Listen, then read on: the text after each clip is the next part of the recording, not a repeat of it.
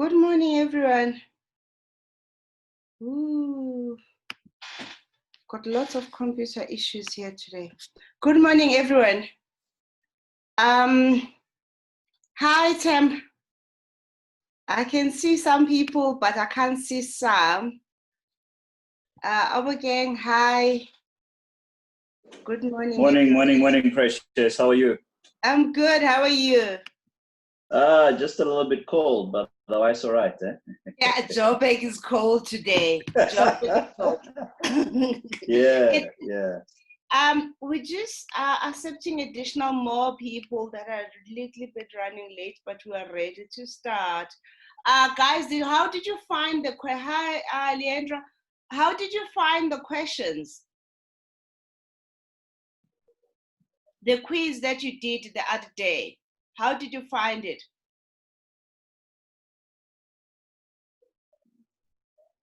Morning, hello. How did you find the quiz? The quiz. Just make your comment on the chat.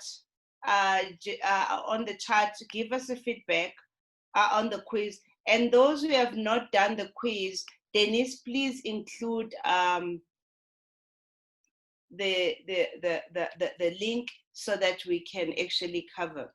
So I also want to hear the progress that you have made on what did you implement, what were your actions. So I'm going to allow everyone to speak. Let's see. Good morning. Leandra is saying she has not done the quiz. No problem, Leandra. Just, Bonolo, please share on everyone the link for those who have not done it. I'm going to start with you, Temba. You're right next to me. Okay, maybe I should also show my face. Temba, please go ahead.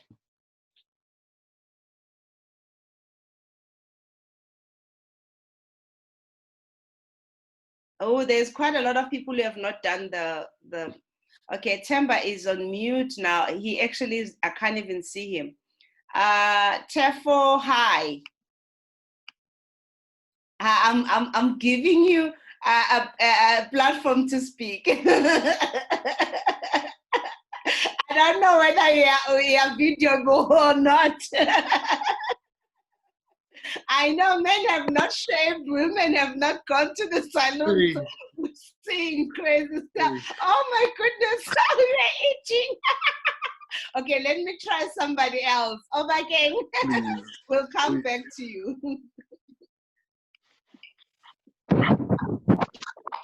Hi, Sissy, how are you?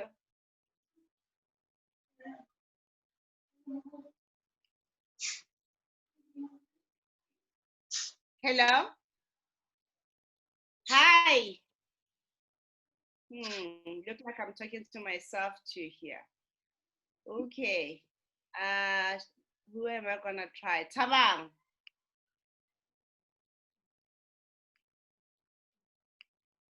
No one is talking, and no one is sharing anything.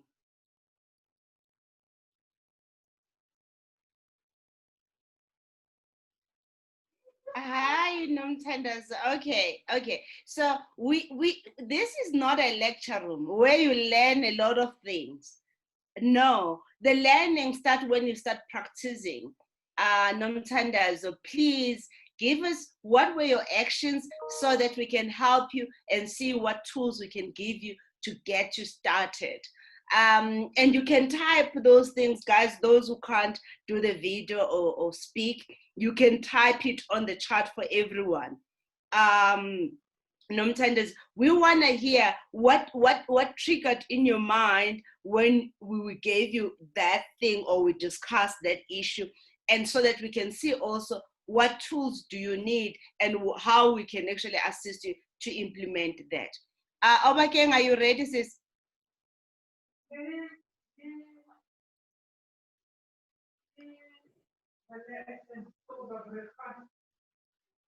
Okay, your audio is quite bad.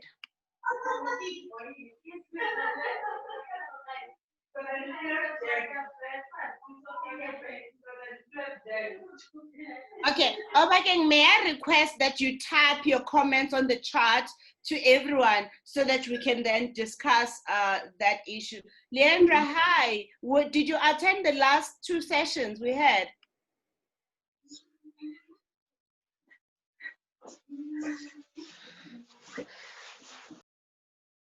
Hello?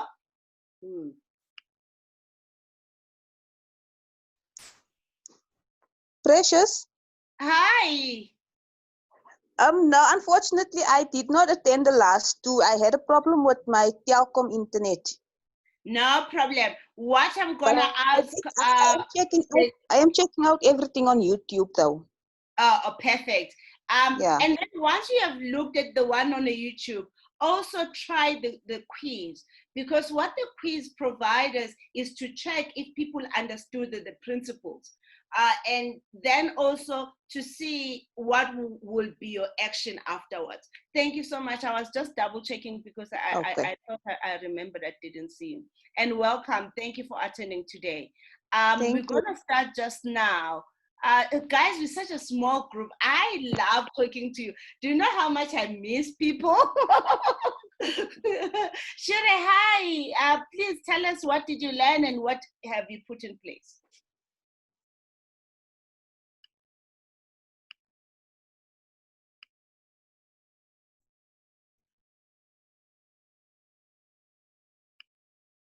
I haven't implemented anything yet because I'm a one-man show. Aren't you all one-man show? Okay, but what is on your action plan? Tell us what is on your action plan. You know what? I've been spreading your gospel. I'm on the ESD space, so people that I've been training, I've actually even asked them to connect today just to get an overview of the type of training you offer. So compliance have been overwhelming for me, and I have decided that I will take bits and pieces of the elephant. So this is putting so much clarity for me to get to a point where I know what I know and I know what I do not know. So this is the most important thing for me about attending this training, and I'm looking forward to implementing. Okay, so the best thing when you feel a little bit overwhelmed by it is to actually use that checklist. Okay. But also start feeling which areas I know right now the regulators are looking at the organization and say, we want this by this time. Which ones? Because there's no point for you to start with them, the employer one, when maybe at the organization level, maybe you have not filed the IT-14 for income tax, for example. Does that make sense? Yes, no, I always file for the income tax. I always file every year. The one that I had just implemented was, in fact, a pay slip a week before we did training, because I'm on an ED program. They required a pay slip. Hear what you are saying, understand the principle, and then what you should also then do is to write down the actions, the things that come into your mind as I am going through this that you think you need to implement. Because from that, you then are building, guys, this applies to everyone. You then are building on the things that, oh, I didn't know that, oh, that is critical for me right now. And when you put your action plan, you will say, I will do within 90 days. I will do it within next 30 days. I will do it within the next maybe 60 days. But what you want to do is to make sure that you implement at least within 3 months. Yeah. Because if you do not, this information will all be gone, no matter how valuable it is. Not true, it falls on. You have to apply. But also, the reason why it's important for you guys to apply the stuff is so that it allows you to ask the questions to me. You're not gonna come back to me 6 months down the line and say, Precious, what did you say there? What did you mean this? Can you show me this? I won't be interested because the time has passed it's too long. You have lost several concept, what you want to do is that you revise your module. First of all, I think I want to just touch, and I know some of you are getting irritated by me not starting straight into the content. Hi, Bajabulile Xulu, hello. So I want us to just come to this point that before you attend, you should be reading the modules. All of you have modules. Can I have a confirmation that everyone has? The silent would mean you have. If you don't have, make a comment on the chat that you don't have all the modules. You are expected to have module 3, module 4, module 5, and module 6. And before you attend, you actually prepare yourself. Some of the information is new to some of you, but some of the information is not necessarily new, but you need to have it to revise and see where are the gaps in your business. Once you have done that, you will then come and attend the session.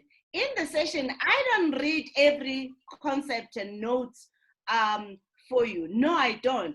I frame it in such a way that it's an executive summary of an executive summary, where I'm mainly just looking at what are the principles, how should it look like as an output, but what are the processes you're gonna follow. That is why I would say maybe step 1, step 2, step 3, and then I will then say, here is a template that you can use to manage that process, or here is a thing that you will actually either in other instances is a template, in other instances it's just the way of doing it that is quicker and easier.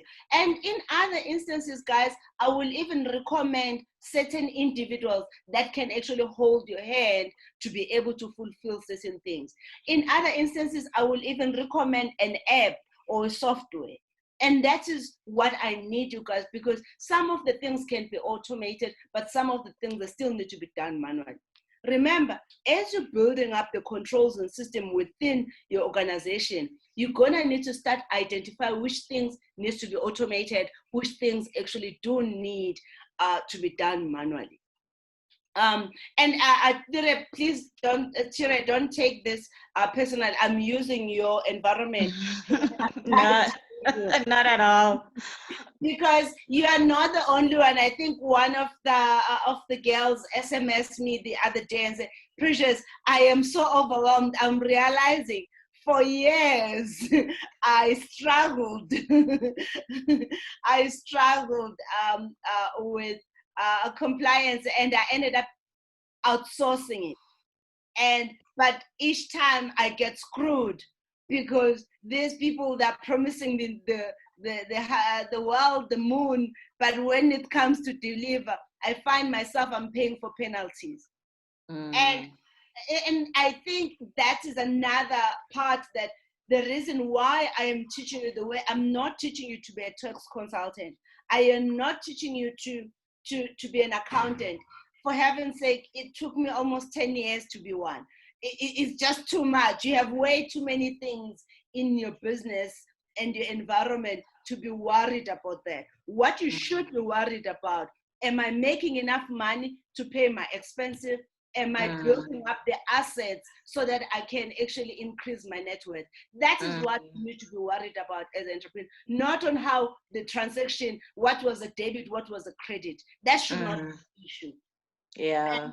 And I know most teachers and trainers, that is what they teach when they talk about finance. They teach you accounting and bookkeeping.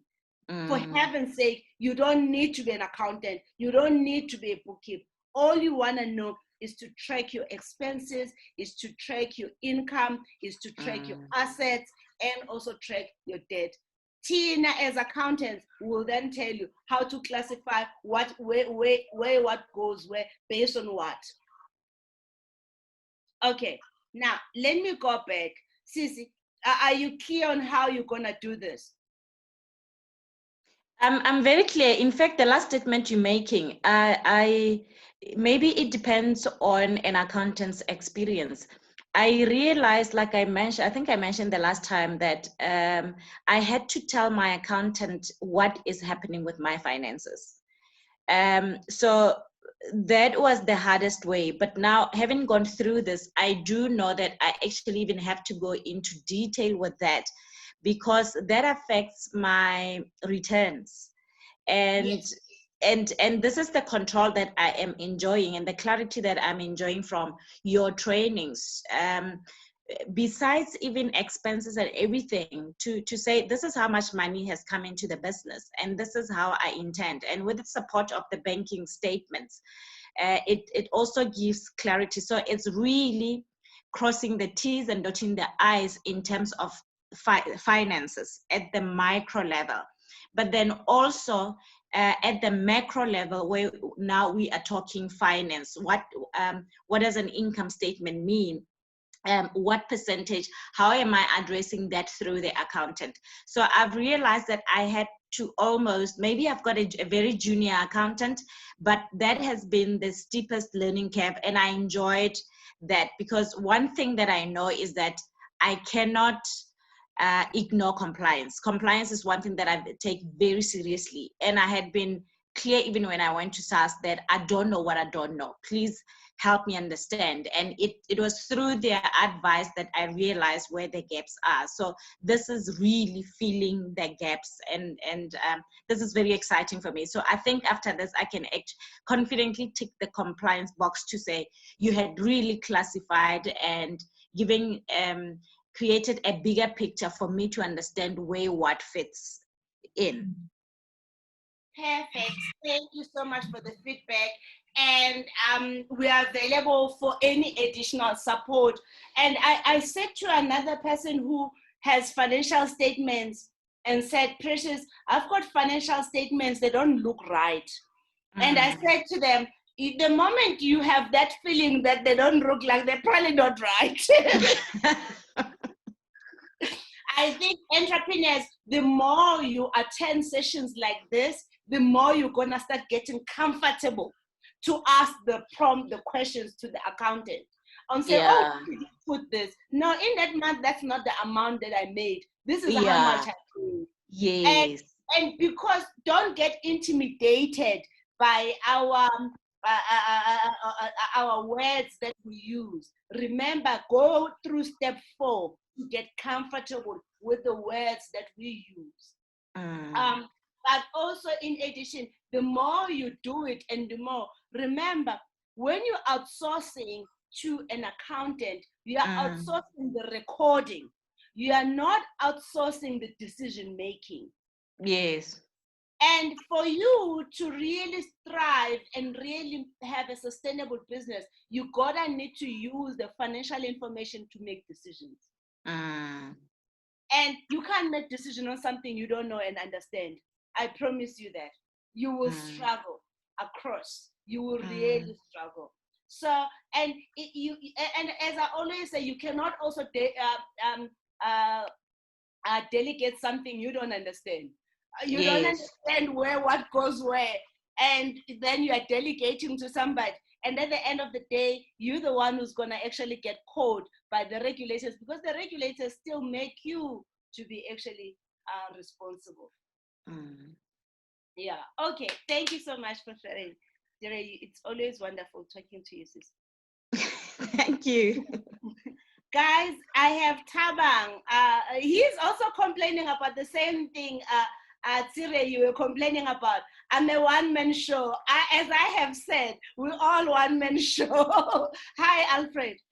And he says, the one as well, and I'm trying to implement now getting other people in business, even though I find myself going back to do things I have delegated, working on that. Okay, so if you find yourself that you end up being the one who's doing what you have delegated, you should pay your people tabang on deliverables.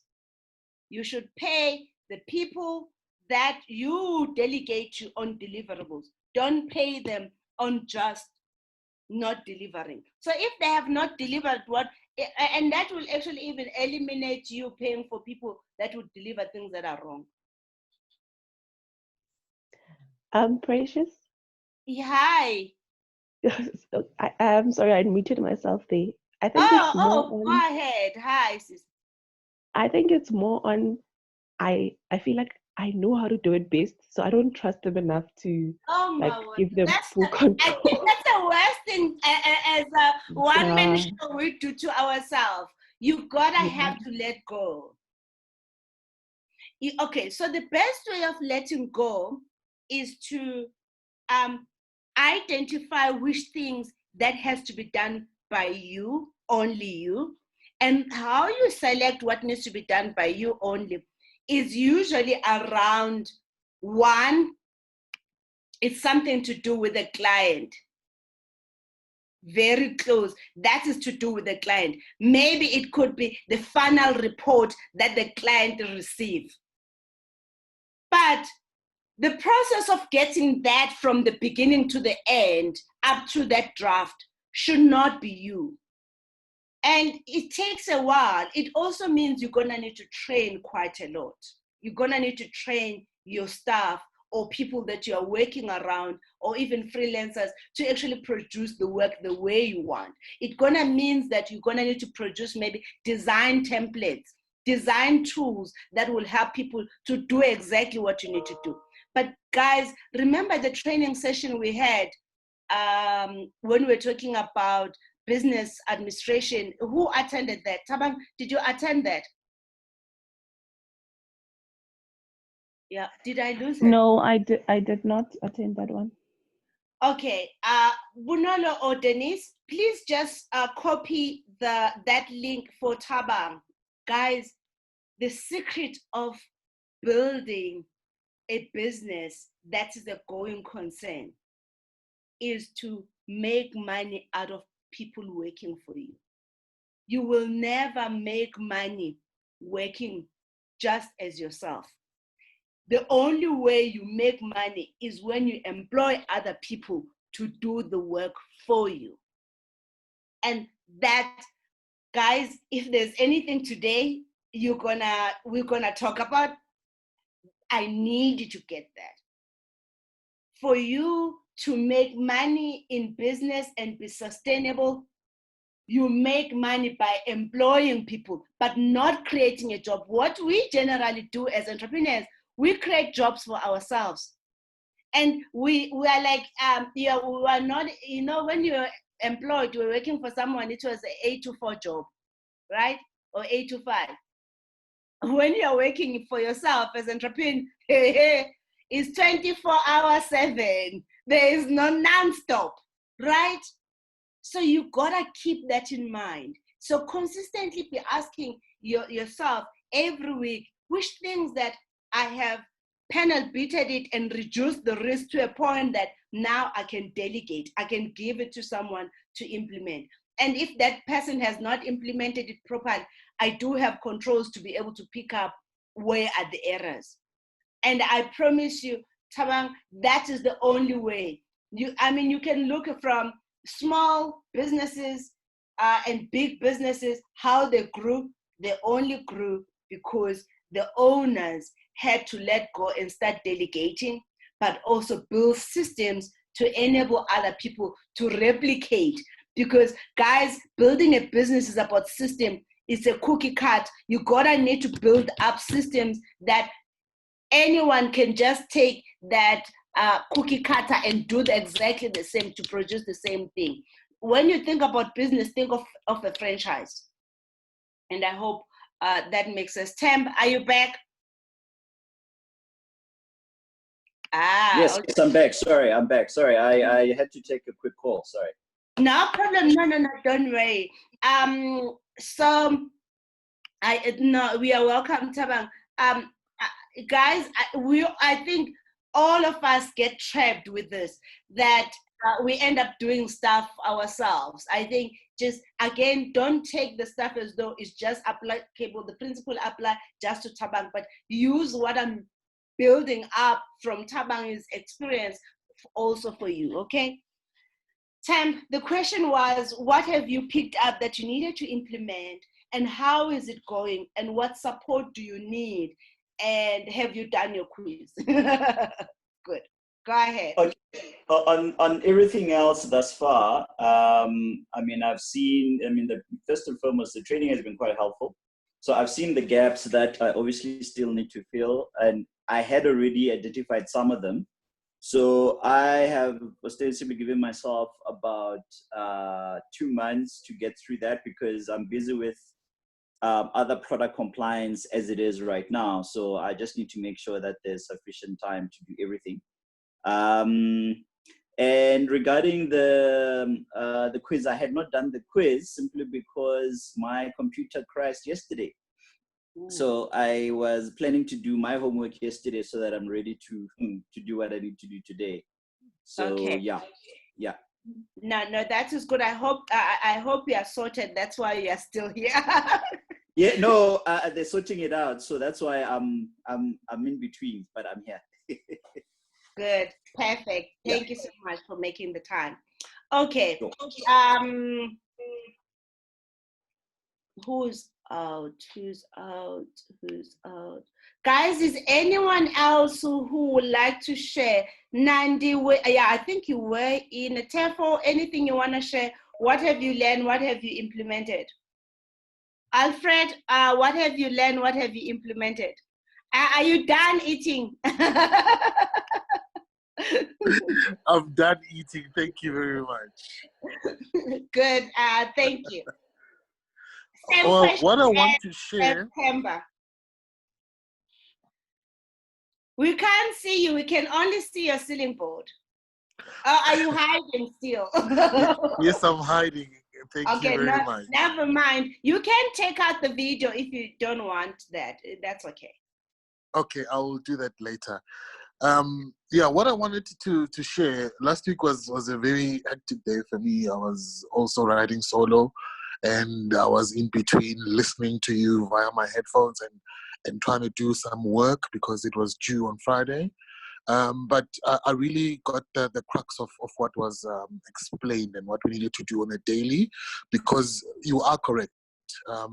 Hiring an accountant is just someone who's going to look after our books, but at the end of the day, as much as the decision making is still up to us as the CEOs, as the MDs, we also need to understand what is it that they input onto our books. We still need to explain it when someone else asks us, therefore, what was the reason behind maybe this decision making or these transactions. We need to explain it in a very simple, into a very simple form. So what I have decided was on a daily basis as well, I am not gonna look at my books every odd Saturday or every Sunday or Monday evening over a glass of wine. No, that has stopped. On a daily basis, every evening, I dedicate an hour to really seeing and understanding the transactions that that the business took, and I really try and make it a point that yes, I may not cover everything, but that 1 hour, that 30 minutes. Looking into what my business has done or what the books look like, the transactions that affected the business negatively. What it's being aware. I call it being aware. So that's what I've really learned, and I've started dedicating myself to.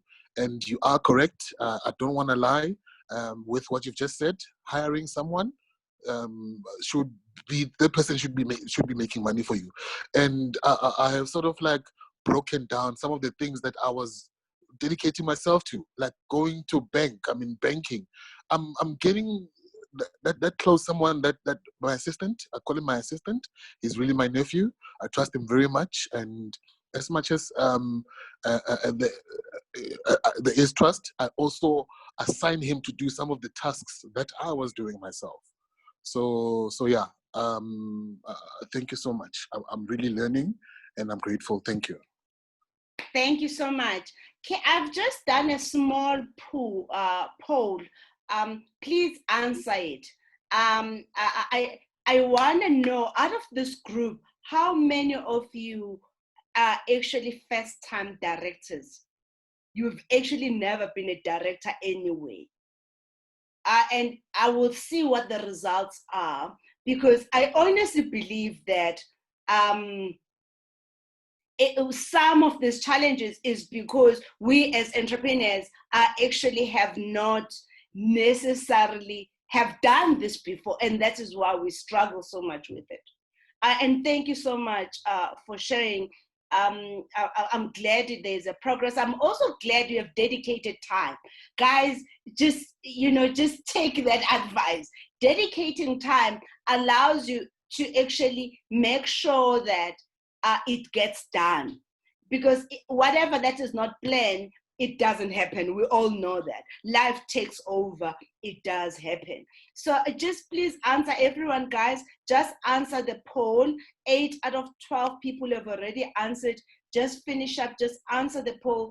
I really need to get to have an understanding of who are the first time, because maybe what has been happening, you guys signed the documents with CITP, signed the document with SARS, whatever document it is, but you just cannot comprehend what exactly does that really mean, and because you have not been exposed. And thank you so much for those who have answered. The answer so far is that 7 out of 8 people that have answered, which is, it's actually now 9, it's 89% is saying we're first-time directors. And that is scary. That is really scary. Which means, guys, you do need a mentor and a coach to teach you how to be a director. Because what you are basically doing, you remember when you are in business, in general, let's just say, I'm gonna put this poll on the side. So anywhere in the world, irrespective of the size of the organization you're in, you play generally 3 roles. Role number 1 is being a shareholder. Role number 2 is being a director. And role number 3 is I said shareholder, director, and the last one is being an employee. Tell me, who get paid the least? I'm gonna do another poll. I'm left with 3 more people. Come on, guys. Please answer there. At this point, it's only Temba who's saying he's not a first-time director. Temba, I'm gonna allow you to speak again, and so that you can, how long you have been a director, but also, was that arrangement a formal director, or was it a director of your startup? Okay, thanks, Precious. I was a director in another company, and we ran that company for a good 10 years. And it was a spin-off from what I was employed to do initially, which was involving fragrance creation.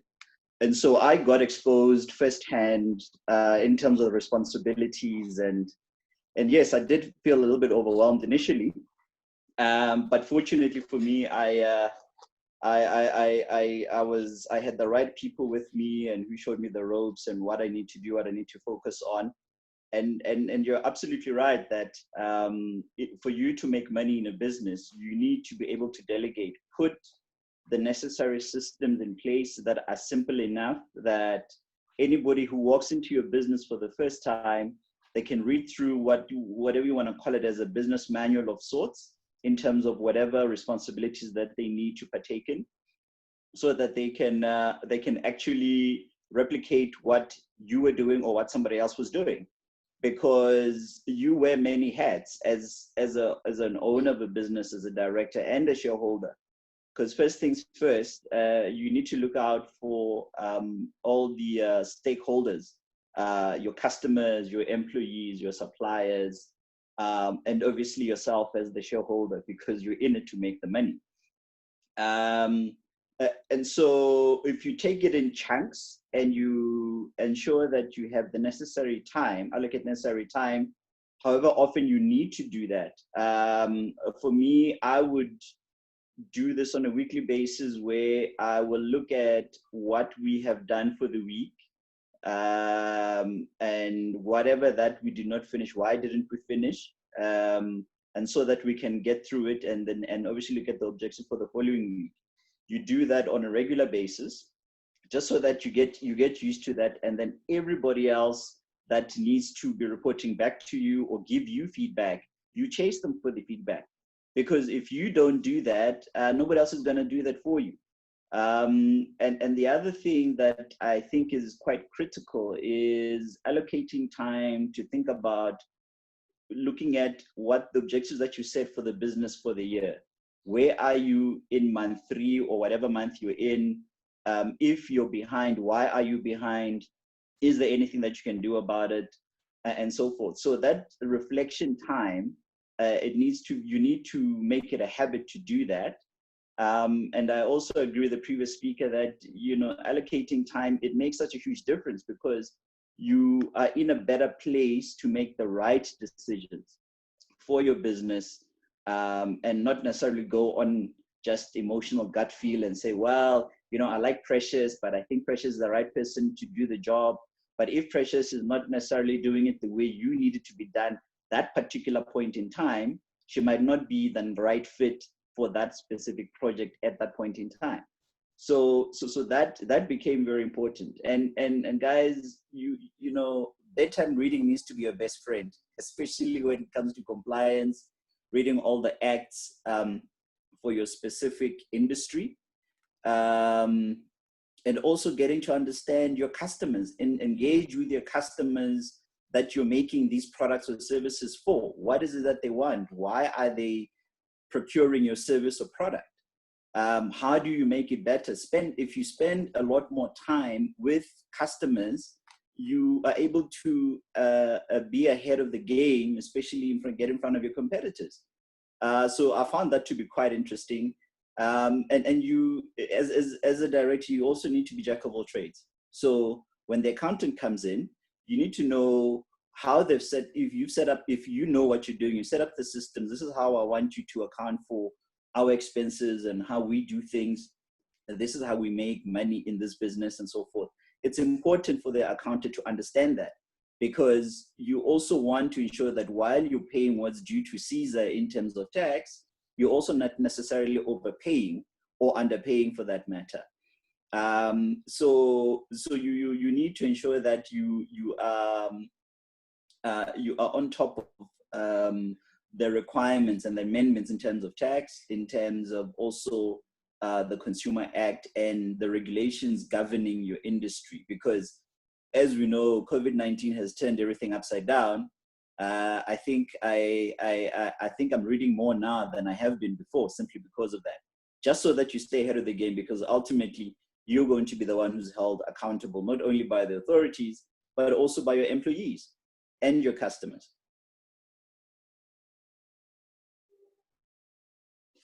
Thank you so much. Wow, that is, I don't even know where to start. But I ended up making notes as you were talking. Guys, I think you can have some sort of a relief on your side. You are attending with someone who has been a director for more than 10 years. No, but he still feels there are certain gaps that need to be filled. All I want to say, you're at the right place at the right time. So don't feel you have wasted years, or maybe there's been problems that happens when you are ready to absorb it. There's a saying that the teacher appears when the student is ready. Maybe at the time you were not ready to hear the stuff you're supposed to hear, but now you are. So don't feel intimidated, and don't feel as though you are so behind. I mean, I've had interaction with people who are former directors, even in big companies and listed companies. Some of the things that I'm teaching you here, they don't know. And because our education system, these are the things that are not necessarily taught. And when they are taught in a certain way that we end up actually not understanding. Guys, I'm ending my poll now, because it has passed the time. Thank you for those who have answered. And I know people are afraid to touch things when we're writing this Zoom stuff, because they can't work around. But I'm really happy that we actually were able to get to some results.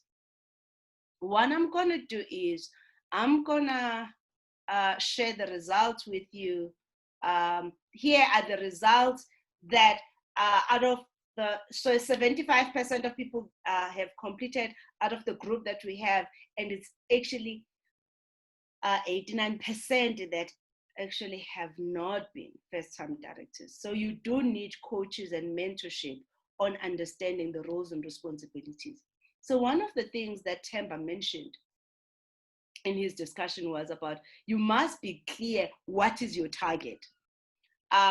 You must be clear what is your target so that you are monitoring it during the period, either quarterly, monthly, whatever that you want to do, even every 6 months.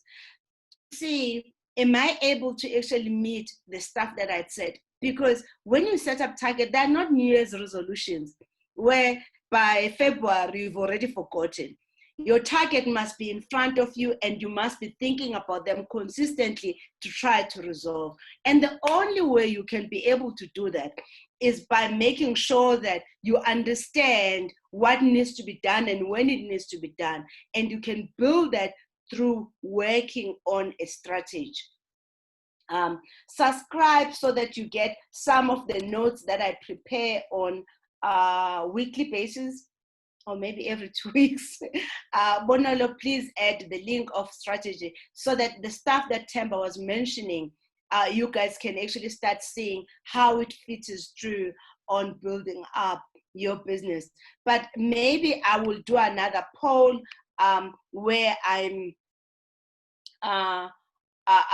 actually adding another question for those who don't understand some of the things that Themba was asking. He spoke about setting up a routine time to look through your books, sitting with your accountant or whoever who's supporting you, sitting with your team to make sure that the filing system and the recording. But he also touched on saying that as you're building up also your strategy, start asking what is working, what is not working.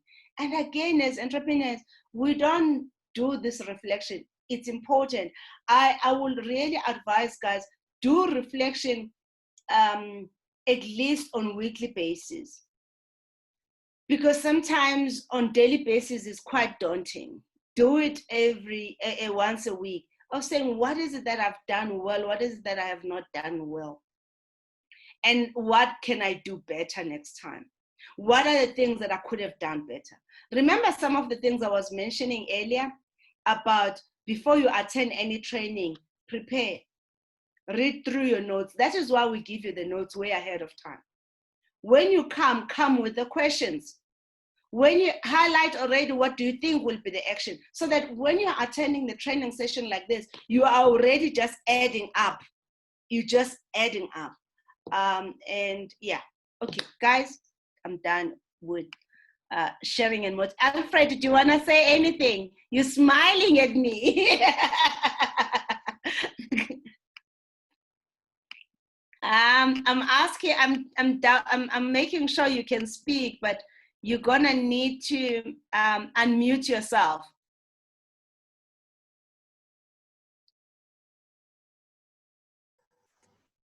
Thank you so much. Hello, Baba. How are you? I'm okay, and you? I'm good. Does it make sense what we're talking about, and what have you learned, and what has been your experience? Yeah, first of all, I will say I bought your book last year, September. This book to me is a Bible, because if you want to implement quality control, if you want to implement any QMS, it has helped me a lot. I mean, people who have been attending courses with, I'm starting to consult for them. And it really has value. Every time you send stuff, I look at, and I hope that by next year, I will be confirming to you that my business is now at a level that is impressive. One thing that I have learned from you is one needs to automate the systems in order so that one can be effective. So at the moment, I'm integrating whatever that you taught me so that the business must run even if I'm not there. Thank you. Thank you so much. Tamba, I just want to make a follow-up. I will come back to you, Babu Alfred. No, continue. Babu Alfred, how long you have been running your business?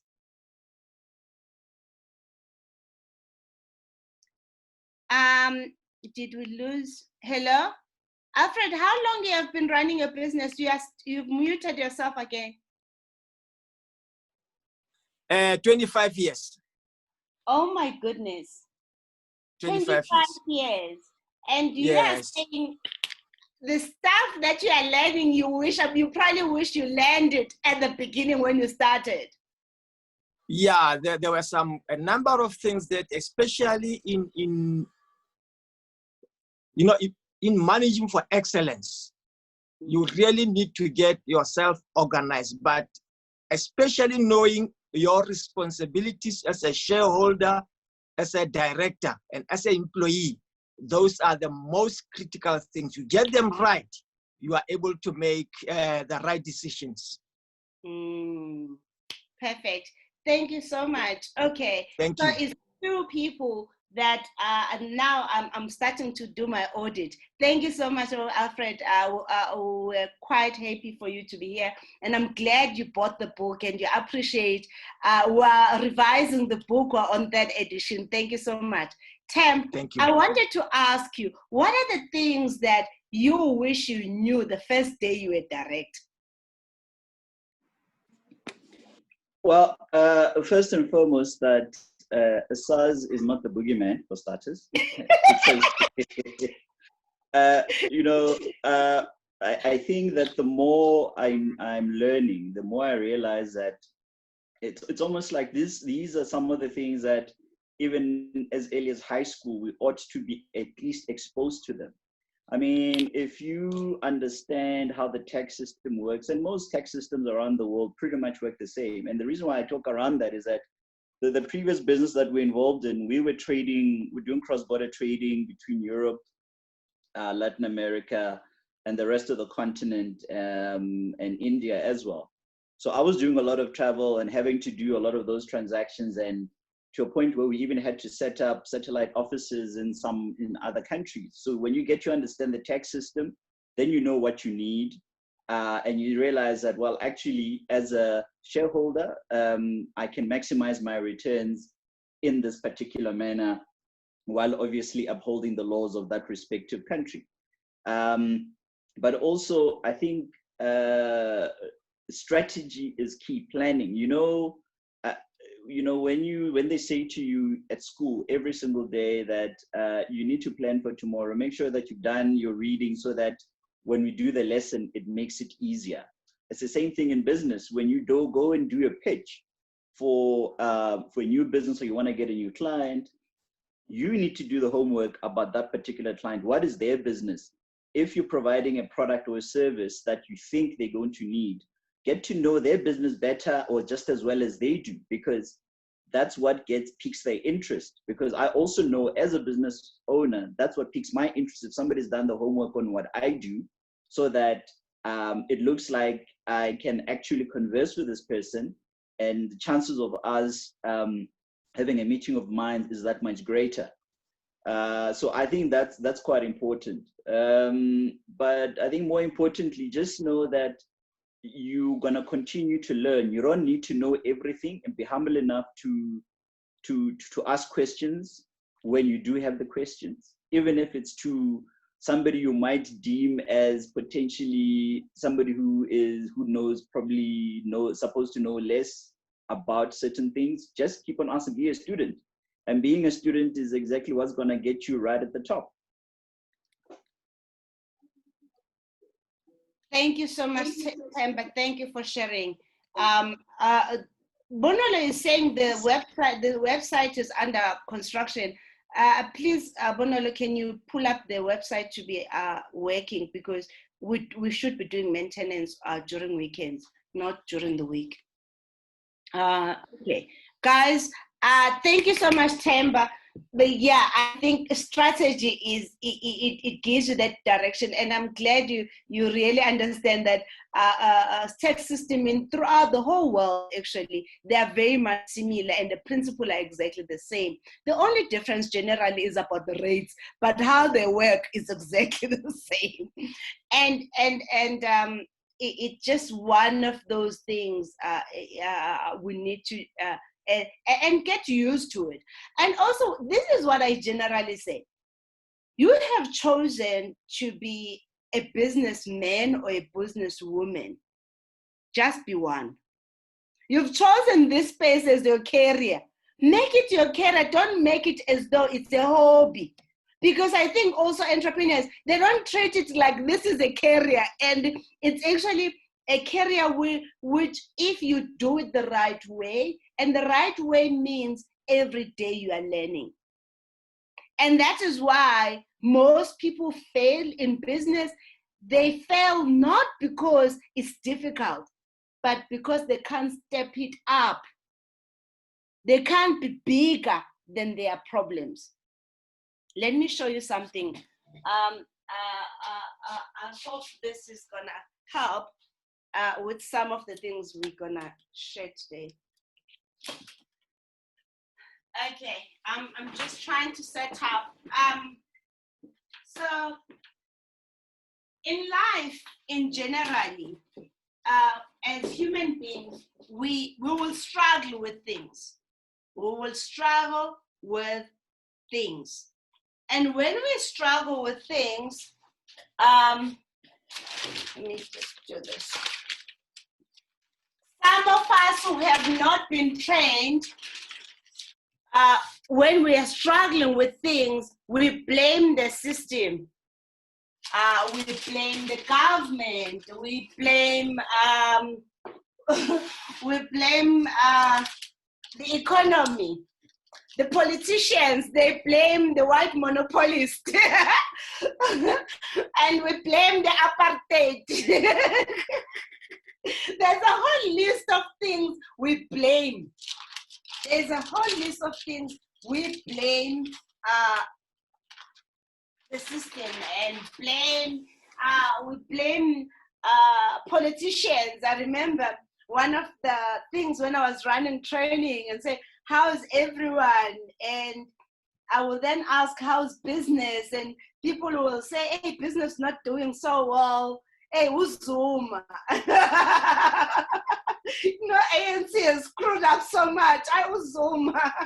And we used to laugh about it because it really means that as entrepreneurs, we have not realized that while you are pointing the finger at one, the rest of the hand, of 4 out of that, you have that responsibility. So I want to just articulate this principle. I learned this when I was doing my own personal development. I had found myself not actually making money. I was losing money. I had so many employees. I was just basically just struggling. And as I was struggling, I also too blamed my employees. I also blamed the economy. I also blamed until I got taught. I attended a course by T. Harv Eker, which is called A Millionaire Mind. I don't know, you guys, maybe just Google him. I will write his name here. He does quite a bit. You can just, that is his name. And oh, I'm typing that to Bonolo. Bonolo, please share that with the whole group. And then he talks about millionaire mind. And guys, I mean, I attended that, and then I attended all his course, which included a whole list of things. But one of the principles I learned from that, and that has been built in also by Jack Canfield. I'm writing Jack Canfield also in here. Those who have my book or who have read the book, they will also see Jack Canfield being featured. For anything that happens to you, you have to take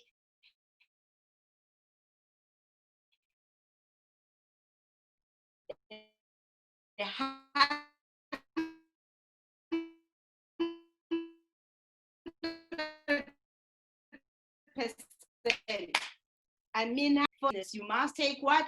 100% responsibility. Because the day you do that, that's the day you're gonna realize at that time when you're facing that problem, the problem was bigger than you. And I wanna show you something. So, right, you have a problem. I hope you can see can everyone see my little board? There we go, okay. So, in life, this is you, right? This is you are running. You are struggling with this thing, you're pulling your hair, you are struggling. You really are stuck. You are stuck on that issue, on that problem, whatever that problem is. Or you're overwhelmed. I mean, I can put as many words here. You're overwhelmed. It could be anything, whatever. Even right now, it could be COVID, for that matter. It doesn't really matter. When you're at that stage, whatever that problem is, it looks like this. Who's bigger?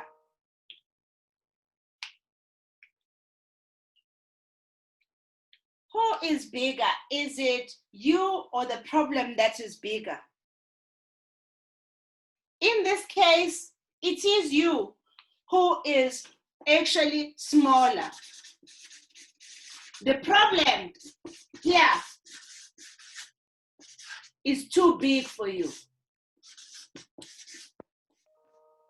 You're going to need to start really thinking about when the problem is too big, what tools do I have to move yourself to be bigger than the problem? The only way you can tackle or deal with the problem is to build yourself to be bigger than the problem. That's the only time you're gonna overcome that problem. So you really have to think and understand that when the problem is here, it's not out there. It's not Zoom, it's not ANC, it's not the economy, it's not COVID. You are just at that time, at that instance, smaller than the problem. And some of us are so used to be bigger, to be smaller than our problems. And that is why you find people that are actually in depression, people maybe that have been stuck in poverty, people that have been stuck in things. And in other families, guys, it goes from one generation to another. Yeah? In other families, it goes from one generation to another. You find families just stuck in poverty. Why? Why is that family stuck in poverty? Why is that? Even in other instances, it's even government, countries, they're just stuck in poverty. They're just stuck. I mean, I was looking at how big Nigeria is. Lagos, for example, it's got more than 20 million of people there. And I'm thinking the infrastructure is just really like, I'm asking myself, what? The government just can't get its head around improving the infrastructure, improving the standard of living for people. They are stuck on old ideas and issues. But also people are not making them accountable. I mean, isn't the same thing we are actually having right now? Where we're saying the government has not delivered on what they have promised, but we can't make them accountable on the polls. So what I'm trying to say to you is that this stuckness exists across everyone. You're gonna need to figure out for yourself when you are stuck, what tools do you have? And where can you get those tools to help you to be bigger than the problem? Because at that time when you are facing those problems, you feel like you're overwhelmed. You feel like, you know what, this is just way too much. But you're gonna start learning and understanding the reason why the problem is so much is because you are actually smaller than the problem is bigger than you. But one of the things also you can start managing so that you don't end up on depression is to actually sleep with the problem at least for 3 days. Day one, you think about it as you go to sleep. This thing is still, start making notes. What do I know about this problem? Who do I know who has solved this problem? Day number 2, you keep on thinking about. Day number 3, it's no longer your problem. Because when you pass day number 3, that is actually more than 72 hours. That's too long. Transfer it to somebody else. Give that problem to somebody else to resolve, to deal with it. So in my environment, when I'm faced with problems, no matter what problem it is, day one, I go to my mentors and coaches. Who are my mentors and coaches? Is T. Harv Hecker, is Jack Canfield, it's all these guys that I know are in the same space as me. They are my industry leaders. Tony Robbins, they are teachers. And see how have they actually maybe addressed that problem.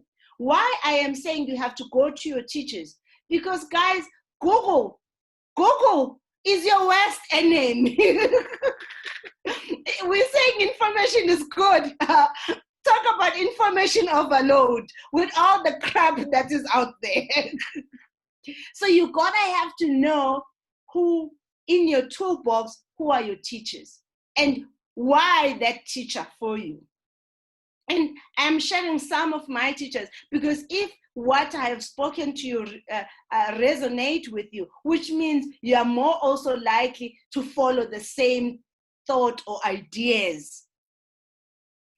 And when I realize maybe they have not addressed that issue or that issue is nowhere to be found, I then say, okay, which books can I read? I love reading.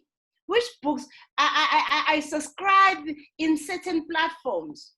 For me, a Harvard Review journals. That is what I will read.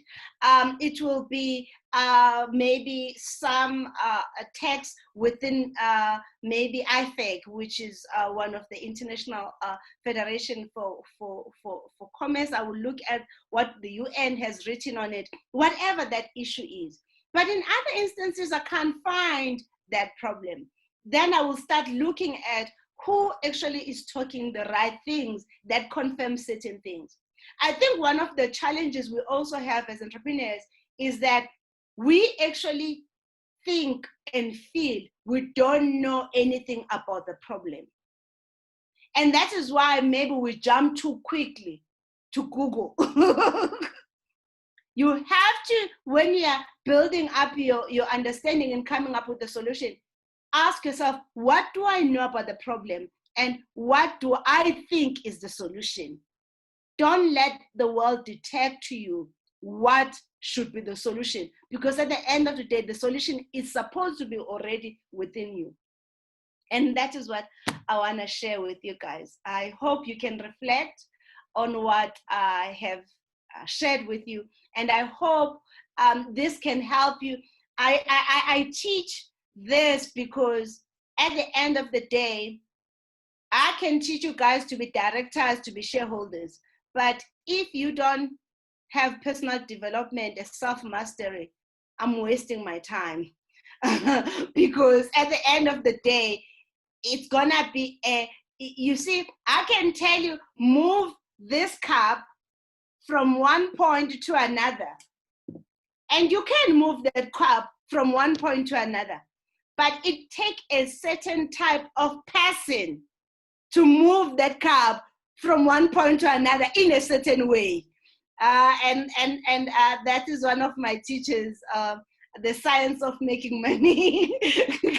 Those are, yeah, I can share the other books. Maybe the other session, I will share the list of the books I read. And yeah, because it takes a certain type of thinking, a certain way, and and running in a different way, and having a specific mindset. Because guys, everything that we feed to each other is energy. And if your energy is not right, if your attitude is not right, no matter what we teach you as teachers, it will not stick. It will not stick. Guys, can I have, you so quiet today, can I have some reflections? Look like it's only me who's making notes. No one is making notes or sharing anything. Come on, hello. I hate this quietness. I miss the physical contact, because I can read your mind, but some of you are not even on a video. But I really want you guys to share. Does what I'm talking about sit with you? Can you take some of the stuff we have spent in the last hour into your toolkit? Can you figure out a way? Because guys, let me say, if you thought you were struggling before COVID, after COVID, blood is already on the street. And let me say this, I will not hear one entrepreneur saying to me, Precious, no, my business does because of COVID. Money get made no matter what economic situation it is in. It's your mindset that needs to be fixed. It's how you're thinking about your problems. It's where you're getting for your solutions to solve the problem. And some of you, it's because you're listening to people that you shouldn't even be listening to. I mean, I presented this about, I think it was 4 years ago. I was talking in a platform where there were entrepreneurs. There were also I'm gonna mute Phil now, Tim, but just, okay, perfect. And there were also politicians there. So I like to actually fight with politicians all the time on issues.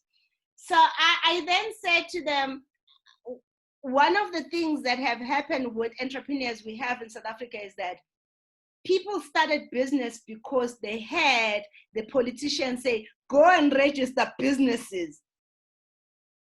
And the politicians were stuck, right? The politicians were stuck. They couldn't solve the unemployment problem in South Africa, right? They then said, hey, let them go and register for businesses. We'll give them tenders. We'll give them, we will outsource things. We'll actually give them some work so that then they can be economically active. And I said to them, you know, it's amazing. The very same politicians, they couldn't solve the unemployment and they transferred the employment to entrepreneurship. And they themselves have never even run a business in one day and being successful. I'm not talking about tenders here. I'm talking about running a business. So stop listening to the people who have never even run a business and getting advice that doesn't mean shit. Okay? I am serious. I need you to get this. I honestly need you to get this. Stop listening to people who have no clue what the heck you're doing. And this applies in generally to everyone. My cousin about 2 years ago, I'm driving with her. We're in Pietermaritzburg, which is my hometown, and I'm so happy we're together. And I'm asking how is she doing and what is happening with her life. What does she want to do? She says to me, Sis, ngifuna ukuphume Ashdown. Ngifuna ukuhamba. I'm so tired of staying at Ashdown. No problem. She want to get out of Ikasi, right? No problem. Good. I then say to her, Zandi, tell me something. Who have you been speaking to about this problem? And she says to me, I've been speaking to Uzinhle no Tando. And I ask her, where does Uzinhle no Tando stay? She stay Ashdown. Guys, I am asking you, you are doing exactly the same thing. I can see people are laughing about this, but I am asking you the same thing. You are doing exactly the same thing. You can't ask the person who's broke about making money. You have to ask the person who has money. You can't ask a person who actually have never run a business on how to run a business and business ideas. You're asking the wrong person. And therefore, you're not going to get the solutions. You're not going to get. I said to her, I'm right here. I've come out of Ashton. I come to visit. I stay in Fourways now. I'm in Johannesburg. I even moved out of the province. Listen here. Why you haven't asked me? I came out of Ashton. And she was like looking at me. Guys, you have, someone is saying, I remember the story. These are people that have attended my trainings. Good, guys, thank you. Guys, I really need you guys. You have to take this seriously. If you are not growing, your business will not grow. The business is not growing because you are not growing. It has nothing to do with the circumstances. I hope you're getting me. I know I'm shouting at you now because I feel like I just need to get you out of your head, almost like change your mindset. And the only way you're gonna change your mindset is investing on yourself on daily basis, is to invest on yourself every day, is becoming better and better every day. Learn from your mistake, understand what is happening around, and figure out how have I contributed to the problem, and stop blaming the whole world and the ANC and the government or Trump, whoever that you wanna blame. I can see there are more comments there. Good, let me have a look, guys, let's read. Is anyone who wants to talk while I'm going through the comments?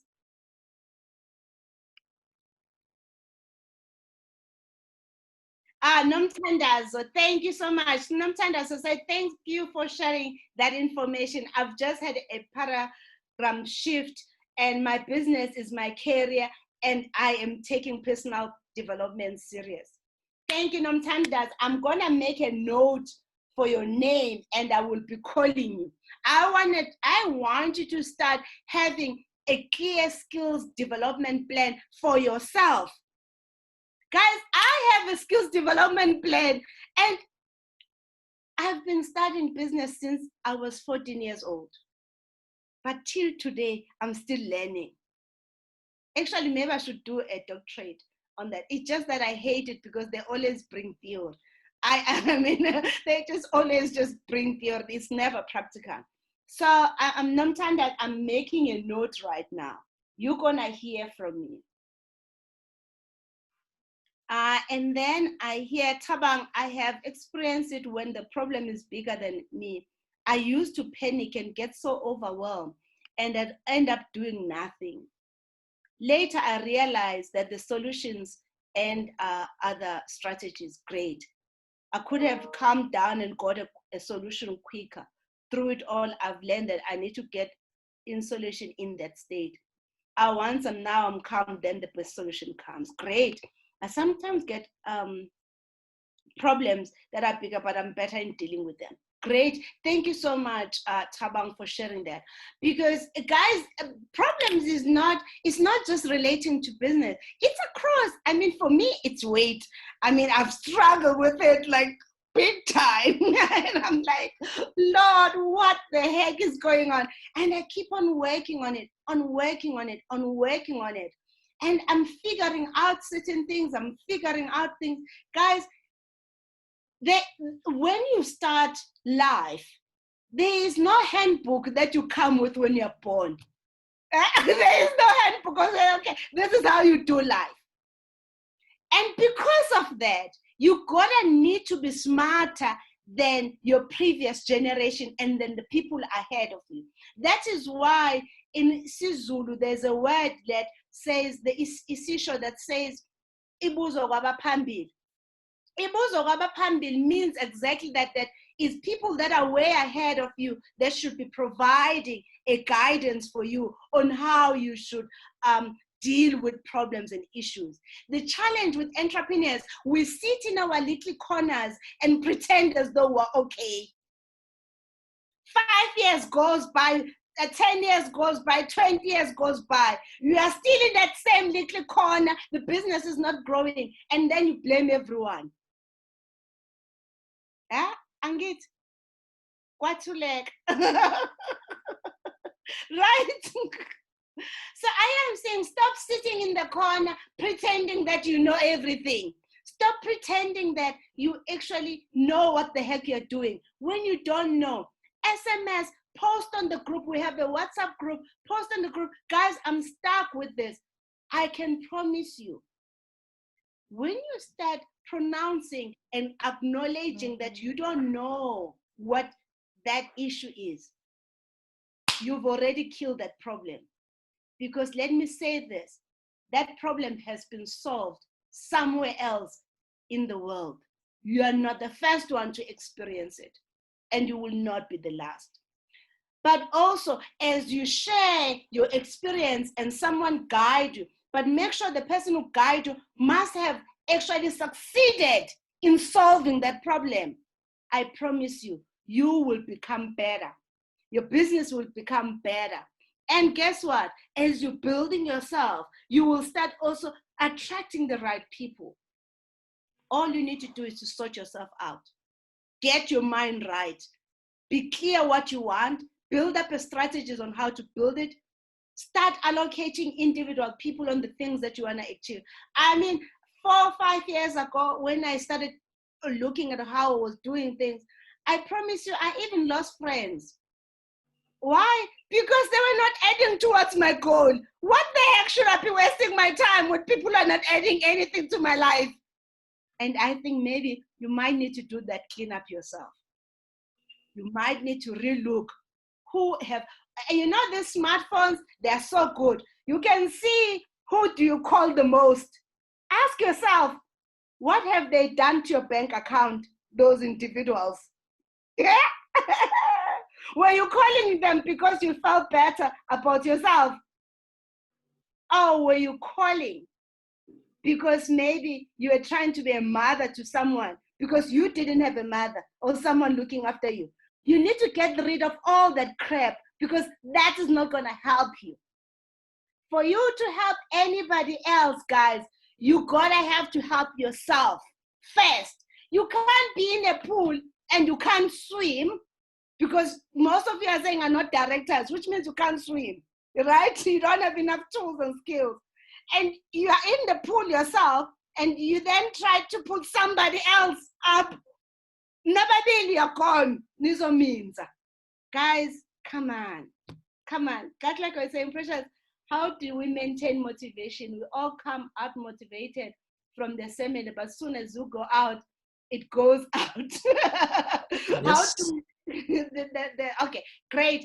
I'm gonna come to you right now. Let me take Utemba's hand is up. Go ahead. No, Baba Alfred, I've got you. Yeah. Please go ahead with your comment while Temba is sorting himself on the audio. Okay, right. Yeah, the issue that you are raising of investing in yourself for the past 3 years, you know, I'm taking of what I'm getting, I'm investing 20% in my personal life. But secondly, what Temba was saying, the issue of tax, if you run a business and you cannot, or you are not looking into your tax issues, actually that can close your business. It's extremely critical because, you know, I have gone through the ups and downs of my businesses, and sometimes you do a project where you lose money, but because you did not manage the things, sales will come to you say, no, but this is what we invoiced. And yeah, and sometimes you pay on the invoice basis, not on the payment basis, and you get to declare your tax, and at the end of the day, your client's government does not pay you. And it becomes a hassle. So I've learned a number of things, how to manage things. And I think I'll continue to engage you on some of the challenges that I've gone through. The legal compliance is also extremely critical, so that should something come out, you should have your mentor or your accountant should inform you or guide you wisely, because being honest in business, get me right, I'm not saying we should cheat SARS, but hey, you must be wise as a snake, otherwise it will take you down. Thank you. Thank you so much, Robert Alfred. Tamba, you are ready. Yes, so I was going to say, first things first, I saw that of his comment. And I think one of the first things that I had to do the first time on my first rodeo as a director was doing exactly that, looking at who I spend my time with, first and foremost. That is key, guys, because as she rightly said, how much do they contribute towards your bank balance?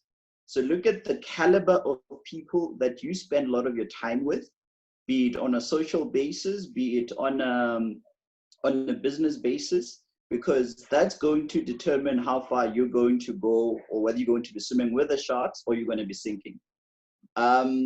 I know that what we do as a group, for example, there's about 10 of us. We run our respective businesses in different industries. And before the lockdown, we used to have a lunch once a month. And the purpose of the lunch is you basically write off the whole day on a Friday. But the purpose of the lunch is, first and foremost, get to, just to be in touch with everybody else who is also running businesses, share challenges that you might potentially have. And because chances are most of those people or some of the people have encountered them and they've got solutions already. And we've come up with a system where we would vet new potential members joining this lunch club, because you need to make sure that you maintain the right level of competency and experience within the group, while obviously having a little bit of social time.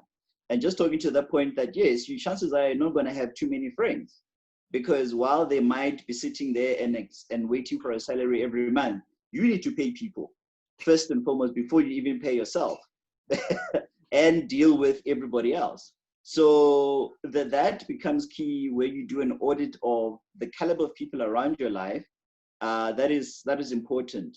For those that have not yet tied the knot, perhaps part of the process, you're laughing because you kind of know what I'm about to say. I know exactly what you're about to say. Criteria before Linsa Makhadi is to go and just see if ever your partner is the right support partner for you.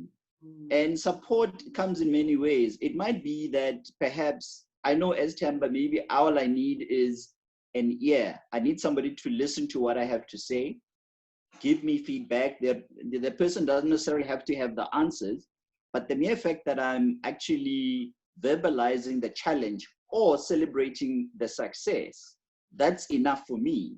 And then I can then move on to the next thing. So that's important, because your partner is very important in this journey. Otherwise, you'll find yourself, you're working so hard, you come home, and your wife or your husband is telling you, you're spending all your time in this business, we never get to see you. And now you start to feel guilty because you're not necessarily spending enough time, but you actually had an urgent order, you're working for a pitch that is going to change the business. So those things are important. And also you need to communicate with your partner in terms of what is going on, so they can be lend the right support to you. And lastly, I think your mentors that you choose, you need to be very, very careful. It does need to be people that have walked the walk, that have made a success of themselves. And it's also the kind of mentors, not the mentors that are going to give you a straight answer every single time you have a question. They need to allow you the time and the space to look at potential solutions and guide you in you coming up with the right solution. Because what tends to happen with all of us as human beings is that we're more likely to implement something that we have come up with, as opposed to an answer that maybe Precious has just given to us, because we're not thinking too much about it. She said, turn right, I'm turning right without thinking. Whereas if Precious says to you, well, these are this is the situation. So based on this, you might want to look at where you're going to turn based on the vehicle that you're using. Then you're proactively looking at how to solve the problem, and not just getting an answer because, oh, I think I'm in trouble with, I have a legal challenge or a tax challenge or finance challenge, whatever the case might be. So that's what I wanted to say. Thank you. Perfect. Thank you so much, Themba. I like what you're saying about a long-time partner. So I think it also have to do with, you have to know yourself first before you can think of having someone in a long term. And I generally say, if I know what I know now, I probably should have not got married or have kids for that matter.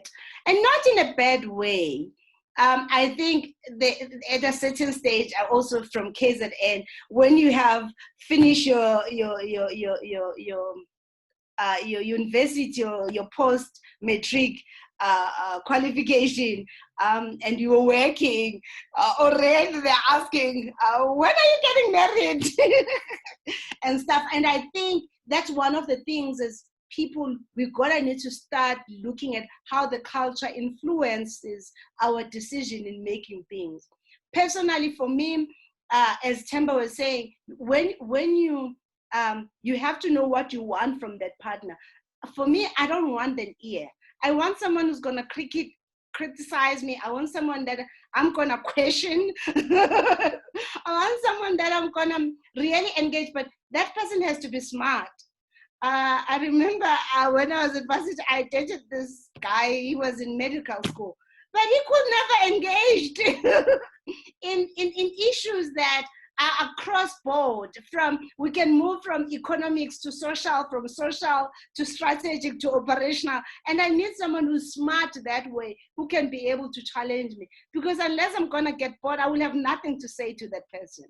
So I think that's another thing. We have to know what is it that we want for us to then look for the things. When we're looking at things or people, we know what we need to bring into our own lives. And that's the same thing, by the way, with a business partner, with another co-shareholder, co-investor. Look for something that you don't have so that it then fills up that gap. So there was a question that Gatlego posted about motivation, said, when they come out here, they're all on fire, but after that, the fire dies. I think motivation is like getting washed. We wash every day, right? So motivation is the same thing. You gotta need to be motivated, and for you to keep your productivity higher consistently, you're gonna be motivated every day consistently. And I used to struggle with this for years until I built up certain tools around this. So one of the tools that I built up was one, when I'm doing my to-do list, I include one thing that I love. I personally love. That one thing, I put it as my reward. Because guys, motivation, Bonolo, please include them. I think I recently wrote a blog or an article on motivation. Bonolo, please copy and paste that link in here. I don't know where it is, but I have written something on that. So you get motivated when you have done your to-do list, it's done for the day. Then do something to reward yourself. When you have done that, you're gonna feel good about yourself. That is still motivation. Number two, when you're feeling a little bit depressed, I learned this one from, what is this guy's name? I actually have his book. he did my Alan Racecop, he did my first book, a forward. And he, in his office, he said, Precious, I keep all the reminders of the awards of work we have received. And I used to hate doing that, where I go in people's offices, they have all the certificates and stuff.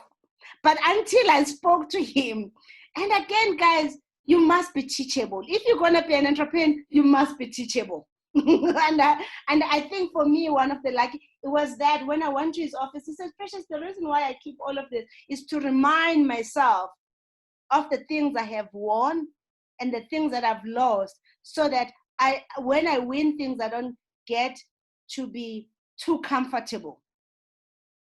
That is why I will have the stuff that I've lost. And the stuff that I've won is to remind me that they might have said no now. The next poll might actually be a yes.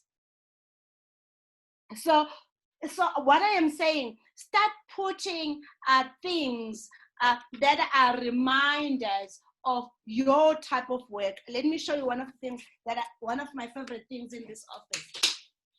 Can you see this? Okay. I don't know. Am I too fast? Can you see it? Did you guys see that? Okay. So I do boards. I do oversight structures in government, and also in private sector, right? And the work we do, guys, it's hard. I mean, you hear the problems ANC have, administration and otherwise. And that was one of the awards I got in 2006 in the Playhouse Company. It's one of the entities in KZN, as a chairperson of the audit committee there. And when I'm working, whether I'm working at DECO or another department, and just cleaning up, going through that document, that reminds me of the contribution I've made in improving our public sector governance. It might not be related to Department of Health or anyone that I've worked with as a chairperson, but it reminds me of the role that I play, but also the appreciation. So I'm saying you may not need to have all the awards around, but there could be one that then helps you to deal with what you're working with and the effort that you're putting in. So start maybe looking at what things you have achieved, and start Atemba, your board can't be this clean. Start putting things around to remind you of, and that is how you're gonna build your inspiration. That's how you're gonna build your motivation. The last one on your toolbox, I am done. I'm sure the team is so worried that I'm not gonna finish the content. I will, trust me, I will finish the content. The last one, I have about 5 people that I listen to. One of them is Les Brown. Les Brown. I'm putting, I'm putting that, I'm posting it to someone personal. I didn't realize I'm not. So his name is Les Brown. So yeah, Les Brown. Why Les Brown? When you hear his story, for me, it makes me feel better about myself listening to him, and to realize that if he could make it, there is no way in hell I will not make it. I know it sounds so crooked and so wrong, but he had no education. He could not even read, but he's a bestseller in all his books. He has this big network and connection with people, the way he works. When I listen to him and the problems and the stories he tells, oh, for heaven's sake, I just like, there is no way in hell I will actually fail in doing whatever that I need to do. A South African person who gives me the same sense, he does Mind Power. His name, I forgot his name, my brain. Robin Banks, Robin Banks, please, again, Robin Banks, Manpower.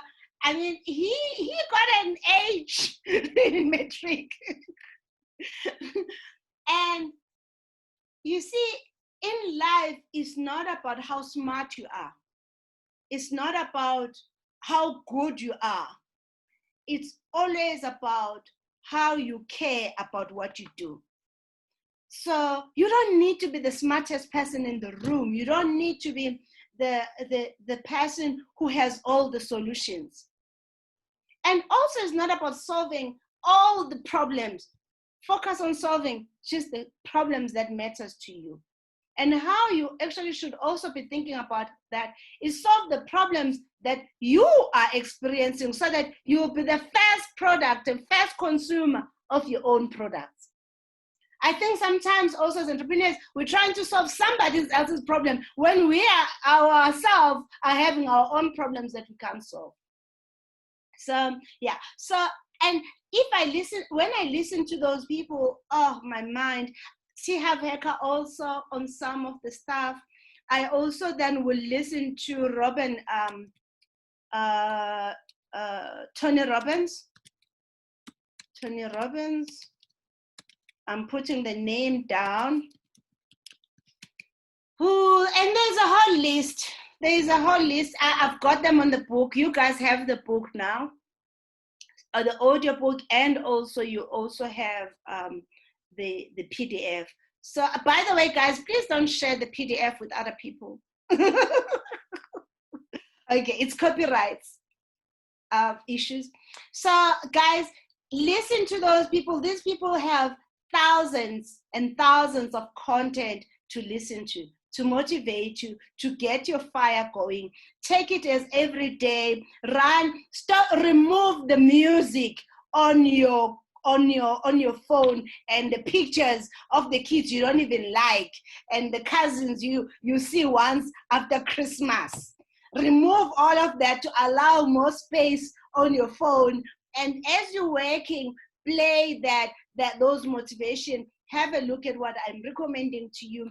If what I have had the stuff that, oh wow, Temba says he has been in one of Tony Robbins' seminars. Oh, I wanted to go last year to Hong Kong. I didn't have money. Okay, this year, that's where I'm going. I'm going to Tony Robbins. You guys, all of you, you're gonna be enrolling to my programs and trainings, and I'm gonna sell more. Then I'm gonna go. I wanna go to Tony Robbins seminars. Oh Lord, they say it's like fire when you're there, so I can't wait. And yes, Brian Welsh also could be one of the guys. He's boring though, but he brings several leaders and trainers and teachers, which can also help you. I'm just putting him out there, but he's not my best. The best are the ones that I've already given you guys. Okay. Anyone who wants to say anything, let's go to today's agenda. We are so late. But I mean, I always go with what is in my heart. I just felt someone needed to hear what I was, because as I said, there's no point of me teaching you the stuff if you're not gonna apply it. And I just kind of had that feeling. Is anyone who wanna share before we move on? Oh, someone said, I recently read your book and I did a self-introspection only to find out that I've been in the dark and I'm very young and now I can see a lot I have to learn. That is so sweet. Thank you. You laughing and hiding again. You can speak, it's not a problem. We appreciate you being young, and we really want to encourage you to continue, because some of us were first entrepreneurs in our generation, in our homes. I usually say, my aunt always asks me when I'm going back to work, I'm like, 10 years later, she still asks the same question, because people don't see this as a career. because of how we have handled ourselves. Remember what I mentioned earlier, that your business is your career. Then you have to build it like you would have done if ubusebenzela Mr. Smith. If you have said, I'm gonna wake up at 8 o'clock and start working, be there at 8 o'clock and start working. Don't say, ish, today I don't feel so good. You only work when you feel good. That is when the personal development, self-mastery, then hit in. And I'm so glad you are still young, because then you will not repeat our mistakes. You're gonna learn from us, but you must be teachable. You must not repeat Temba's mistake. You must not repeat Alfred's mistake. You must not repeat my mistakes. That is why I keep on asking people to share, so that you can learn. You're not only just learning from me, but we are learning from each other. One of the things that Temba mentioned was about that lunch program that he spoke about, of people around him. That is what Napoleon Hill called it. Actually, that's another person, Napoleon Hill. He called it mastermind, the mastermind groups. Guys, if you don't take yourself serious, the world will not take you and your business serious. So, and I read Napoleon Hill, all his books, everything that Napoleon Hill has ever written or wrote. And these days you can go on YouTube and listen to it. So yeah, mastermind group, get people around you that are actually the right. I would like to come and visit you, Temba, on your group of 10 people for lunch. Maybe we should have an audio, a Zoom lunch meeting with your people. I would love to actually meet them and see what I can contribute. Okay, guys, I think I'm done. Mastermind groups, please go mastermind groups. By the way, when you read Napoleon Hill, and he introduced this thing of mastermind, he was actually talking about Ford and Chrysler and all these guys that were the first industrialists, on how they actually solved problems. And yeah, guys, please Think and Grow Rich. That's one of the books maybe you should read. Think and Grow Rich. Yeah, by Napoleon Hill. Guys, last thing that I want to say, which I wish I knew from my business school. Last one more thing. Oh, I am so inspired today. I'm like pouring, I'm like over pouring. One of the things that I wish I had learned was that,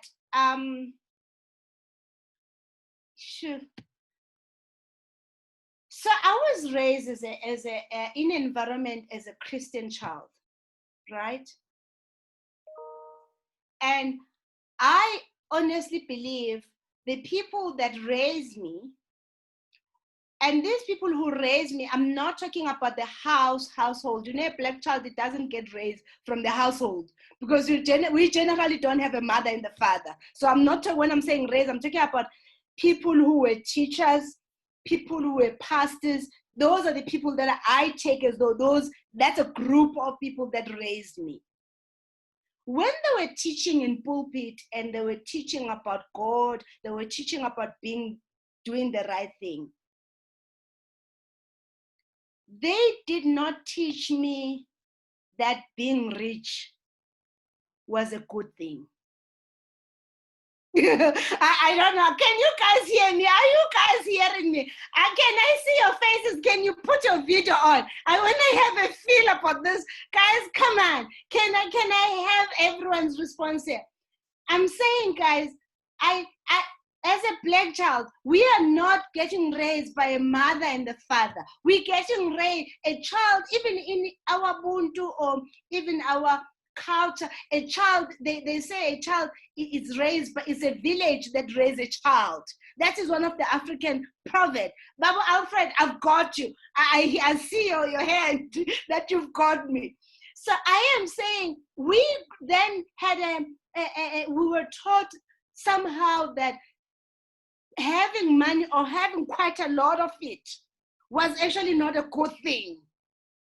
Oh, and guys, I was stuck on that for a very long time, to a point that I shared a story with one of my close friends, who's also my sister, saying that I listed the things that I still wanted. And she said to me, but cause Ufunan, okay, that's my name, my home name. Cause Ufunan, you have a house that has this and this, you have this and that. And I was saying to you, I want more.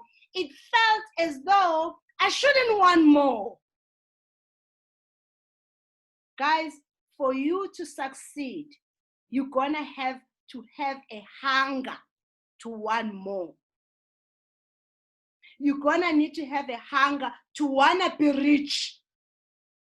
You wanna be, and you're gonna need to start letting go of your beliefs around money and spirits and hey, I don't know, all of that. You're gonna need to understand your pastor is not the right person to give you advice about money if he's broke. Full stop. He's not that. He might be the right person to tell you how you get to heaven. That's it. That's the end of it. Not about how to conduct yourself and managing and running issues about money. So solicit advice and support from the right person who's equipped, no matter what platform, including myself.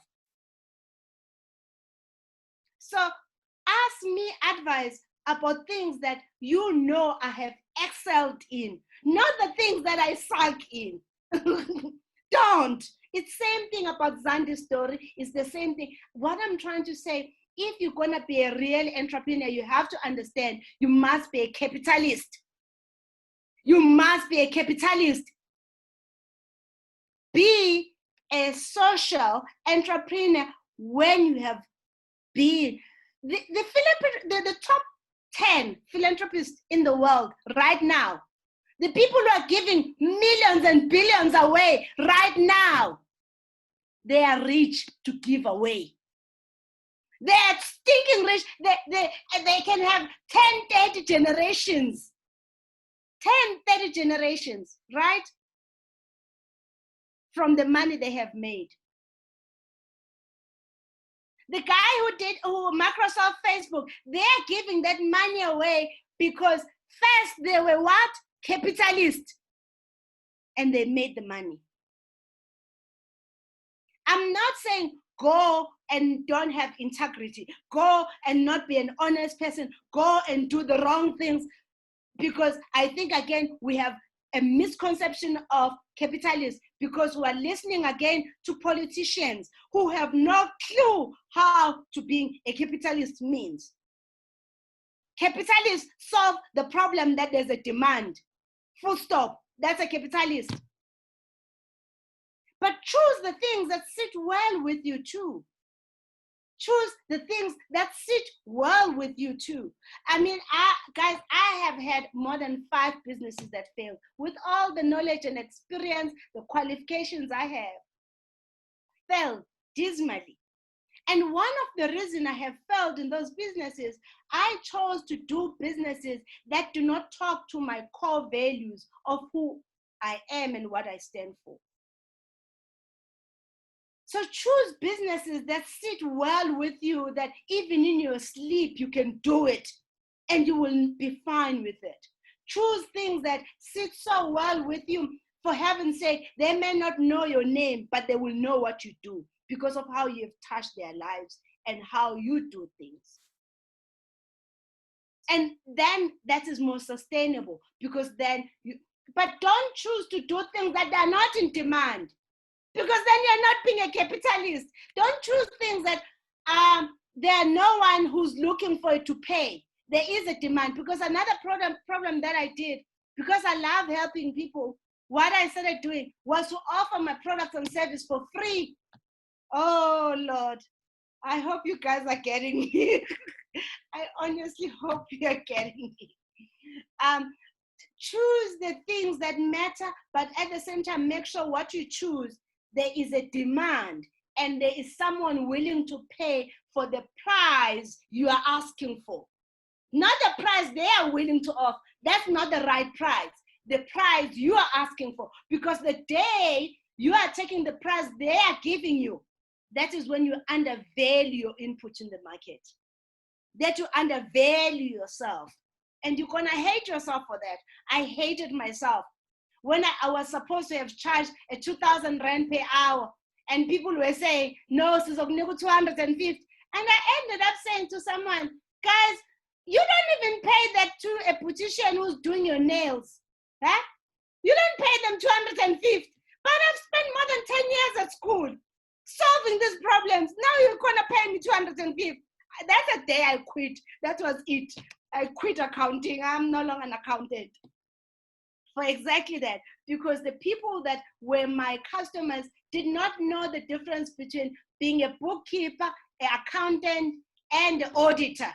They didn't see my value. When a customer does not see the value in you, they will not pay you what you're asking for. Okay, I'm leaving you.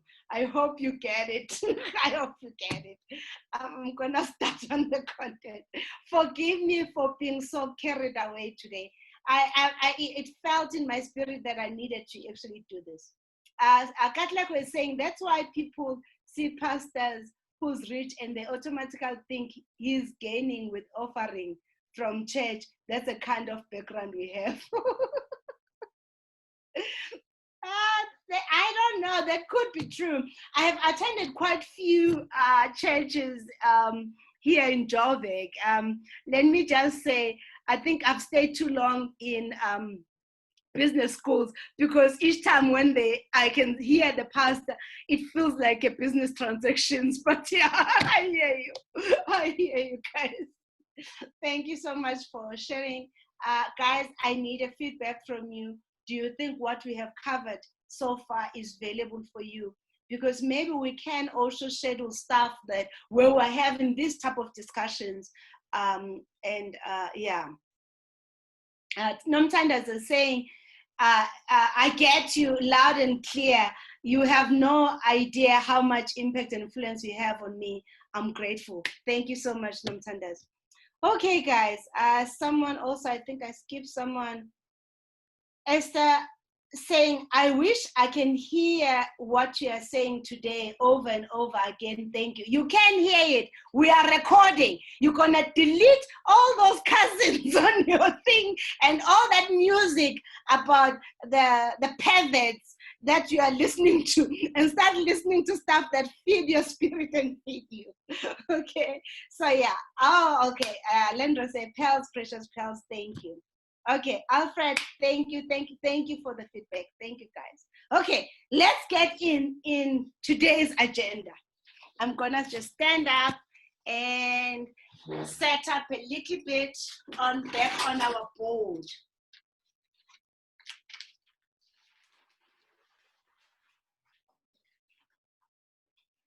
Okay, so perfect.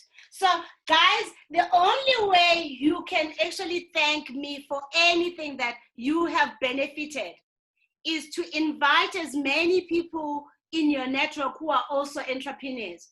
Because let me say this, if you really love them, you should be inviting them, because sooner or later you're gonna get rid of them.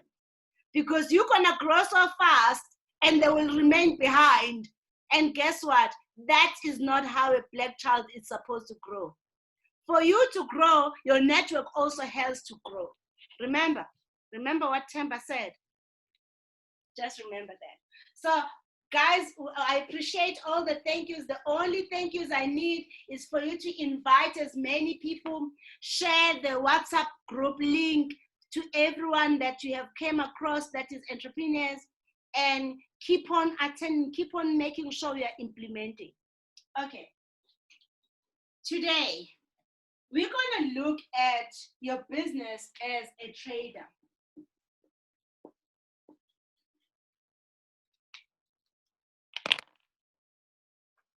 I don't know. I don't know if you guys can see me. You can see this. I hope. Okay. First of all, entrepreneurs, there is a page on the book, and I'm gonna share this framework for you. It's under legal.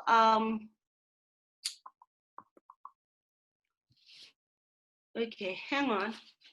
I'm trying to get this. It's under the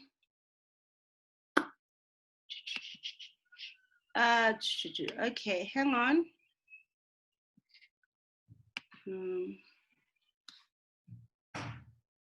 Okay, I'm gonna just do this. I'm gonna share the document. In the meanwhile, I'm gonna give you like 5 minutes. Make a note of what have you learned so far. I'm just gonna get this item here. Just give me a second. I wanna just bring it into this. And guys, I also need you to get your book or open the book that has the PDF document, because I'm gonna refer you to the book.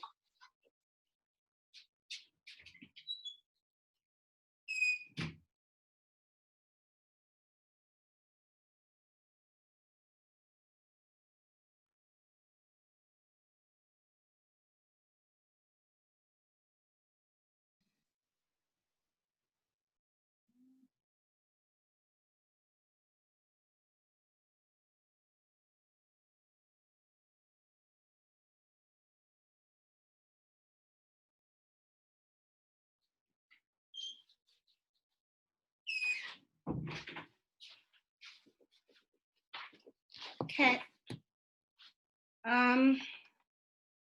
Go to page,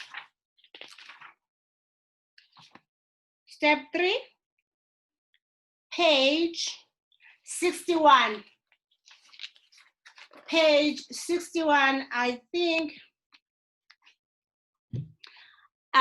This page 61. Please go and open page 61 on your PDF on the book. Those who don't have hard copies, you will use your PDF to open on page 61. In page 61 of the book, you will see that you have taxpayer, which we've covered already. You will have employer, which we have covered already. We will also have as a registered business, which we've covered already, but now we're doing as a trader. So as a trader, what you have to understand, you are trading with your customers, and you're also trading with your what? Your suppliers.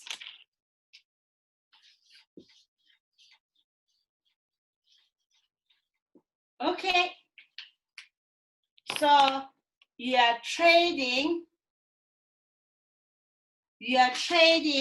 with customers and also suppliers. Now, when you are trading with these people, the customers, that is where you generate your revenues. So the customers is actually buying from you, They actually are buying from you. You basically are selling. You sell to them, right? You are selling to that customer.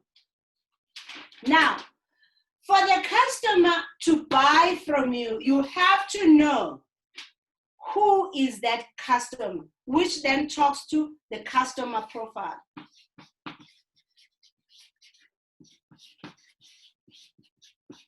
When you have done the customer profile, you have to work out what are the minimum requirements.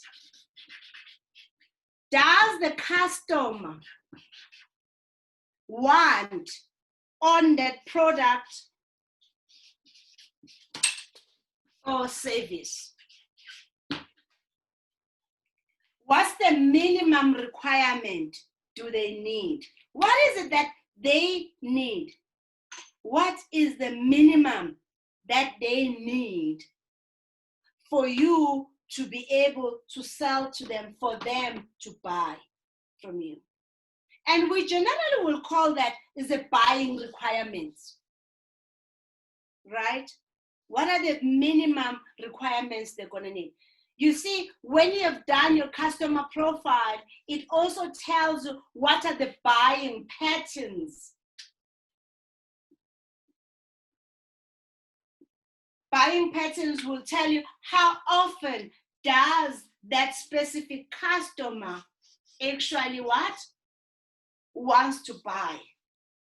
So when you analyze the minimum requirements, you then work out the compliance that is required. Because in some of these requirements, it might actually be something that is legally there's a legislation that articulates how that product or service needs to be done, or it could be the compliance in relation to the industry. So the compliance could be industry norm. It could also be what the legislation articulates, the government want, the regulators want, okay? So when you go to that page 61, you will then also identify who are the regulators in that space. And for page 61, we mainly are focusing to generically. We're not focusing to industries at all. We're focusing on generically. When you are talking about customers, what are the things that you need to be looking at and which legislation you should be looking at? So now when you say which legislation affect customers, minimum requirement of the client, they need you when you have provided products and services for you to invoice, right? When you invoice, which legislation kicks in? If you're a VAT vendor, a legislation that kicks in will be VAT, right? Maybe one of the requirements from the customers is that they want to make sure that you are compliant or tax compliant. They might ask for a tax clearance. So the minimum requirements of you being able to sell to that customer is very important. But there's another legislation also. Maybe one of the requirements of the customer, they want you to take 30 days to collect the money. Now that is gonna kick what? A legislation which is called National Credit Act, right? And again, also with the minimum requirements, the customer is gonna share information with you. They wanna make sure that information is protected. That is POPI now, the legislation that actually apply. But the last legislation that will apply is actually what we call Consumer Protection Act. They want to make sure that they are protected. So Consumer Protection Act has several principles and legislation around that. But what you need to understand, you have to know what is happening in your industry as a minimum requirements and what is the government expect and how then you need to be dealing with this. Now, that is being as a trader. So as you're building up your business, this needs to start taking form over, and I will give you guys a template for this. I'm gonna put a template, I'll give you guys a template for this, and sometimes it gets very complicated because sometimes some of you are business to business, some of you are business to custom. So the template has to fit those two types. And sometimes within B2B, you might need to analyze the user in terms of being a person who's going to use the product, but also you might have a B2B customer profile of the buyer, the person who's buying the items.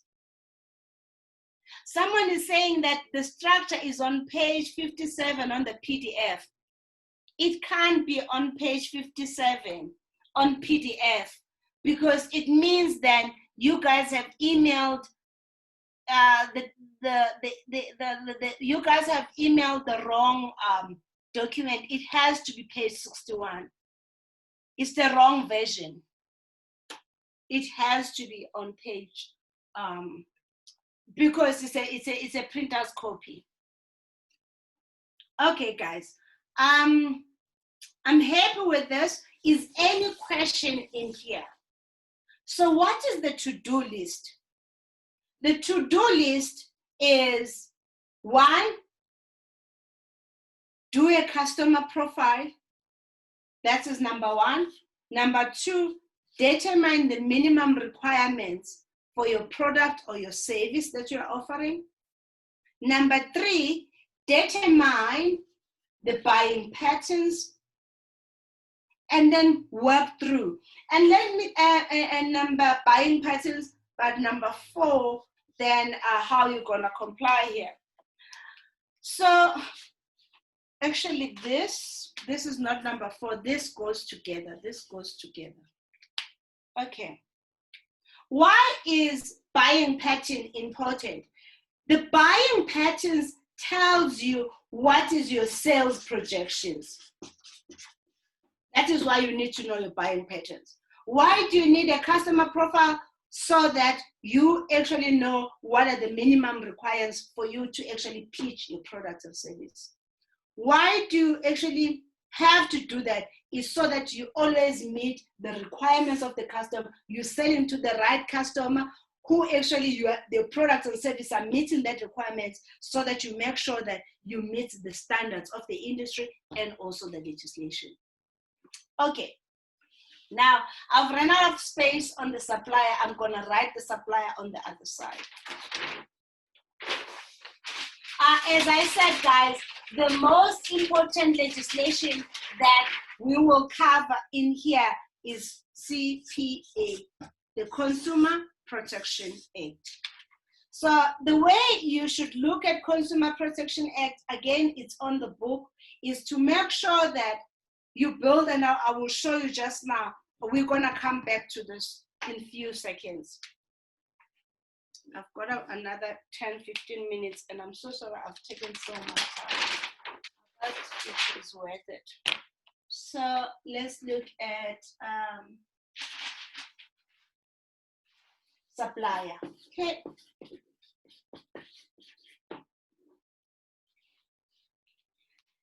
Supplier is the same principle. The same principle. What does the supplier expect you to do? Right? So the supplier expects you to buy a product, right? And to pay them. When you're buying a product, VAT kicks in, right? Because there's a VAT input here, remember? Because you're buying, it's your cost. This is your cost. This is your input, right? Whereas here, VAT kicks in. VAT kicks in. So I said VAT kicks in, but that VAT is a VAT output because it's a sale, right? And I also said, maybe the customer wants your terms and conditions to actually be credit, right? Now, if it's gonna be a credit, a National Credit Act will then apply because you're a business. And I then said, the customer maybe is gonna need you to be providing a high level of customer service for you to retain them, for them to come back and buy from you, or there for them to say good words about you so that it cross-sell. And that legislation is gonna be what? For your customer service. So what am I saying to you, entrepreneurs? I am saying you should not issue invoice, not unless you are clear on how the VAT works, especially a VAT vendor, right?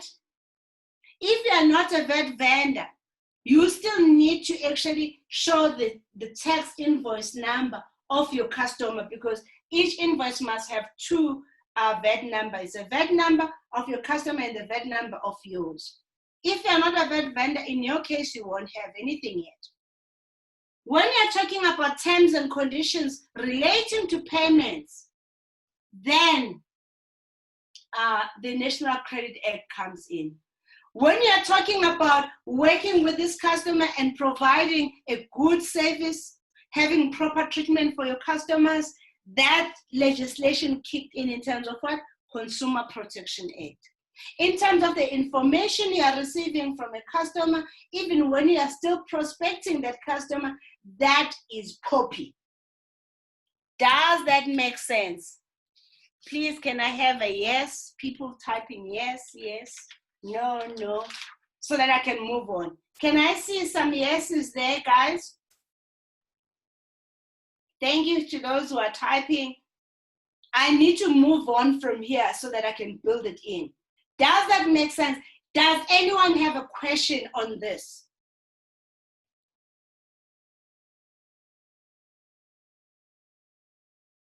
Okay, I'm seeing good. Yes, yes. Thank you. Thank you, guys. Yes, I can see all clear, Temba. Thank you. Babu Alfred, can you hear? Is Babu Alfred still with us? Are you with me? Great. Thank you. Trina, does that make sense? Yes. Tefo, Esther, did we lose Chire? Chire, are you good? Okay, okay, great. I think a majority of people is good. They're great, perfect. So now let's move. So I am already telling you that, guys, you don't create your own customer service.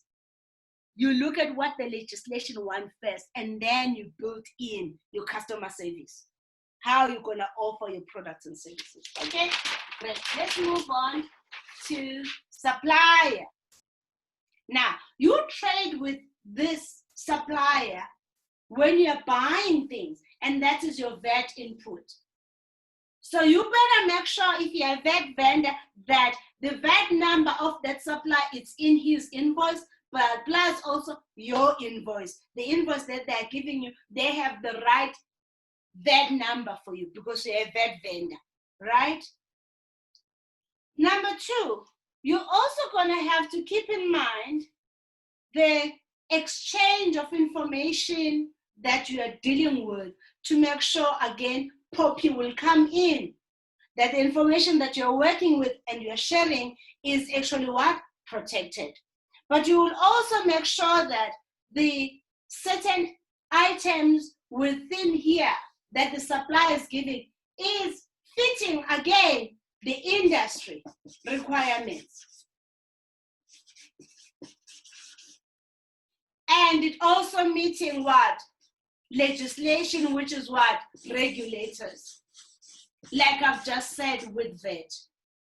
So if the supplier is giving you something, what are the minimum requirements of the industry norms and standards? Maybe one of the things you have to buy, it needs SABS approval. Maybe it needs to actually meet a certain quality measures. Maybe it needs to be done by someone who's accredited, whatever case it may be. So as you trade, you have to also start asking yourself, when I'm buying from the suppliers, what are the minimum requirements do I need to have for my commodities that I buy? So for you to be able to do that, entrepreneurs, you're gonna need to know what is your top 5 expenses and do the scope. which is almost like do a scope of what, or a description of what those products and services are. So let me make an example. So as I have said, I'm gonna share my experience where I've really sucked, or where I saw my clients really fumbling. When I started the business, I used to buy my stationery everywhere. I can go to Pick and Pay and just buy what I needed. And sometimes I will attend, let me sit down. Sometimes I will attend or run a training session, and the files fall apart or they break, or something like that. A pen doesn't write. You see, when you procure and you have not done these top 5 expenses and a description of your scope, you can't have a quality service or a quality product.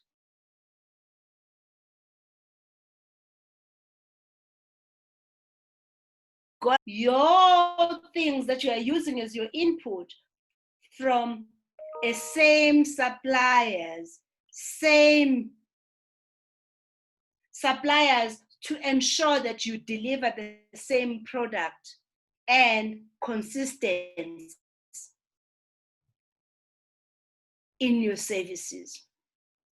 So, I mean, I picked it up, I think it was like almost a year and a half, that yes, I can buy stationery anyway, but I can buy stationery and quality in one place, and I should stick with that. Remember, the terms and conditions the supplier is going to give you is because they will have created a relationship with you. So if you don't have a relationship with the supplier, then you will not be able to negotiate better terms and conditions. Credit, the terms and conditions with your suppliers is a trust. The credit they're going to give you is a trust. So, God, being a trader for the customer side and the suppliers, can I take questions? Same principle apply. I actually took less than 20 minutes to do this. Good. Okay, questions, principle. Let's focus on principle. Can I allow Nandi? Your audio is off, so speak.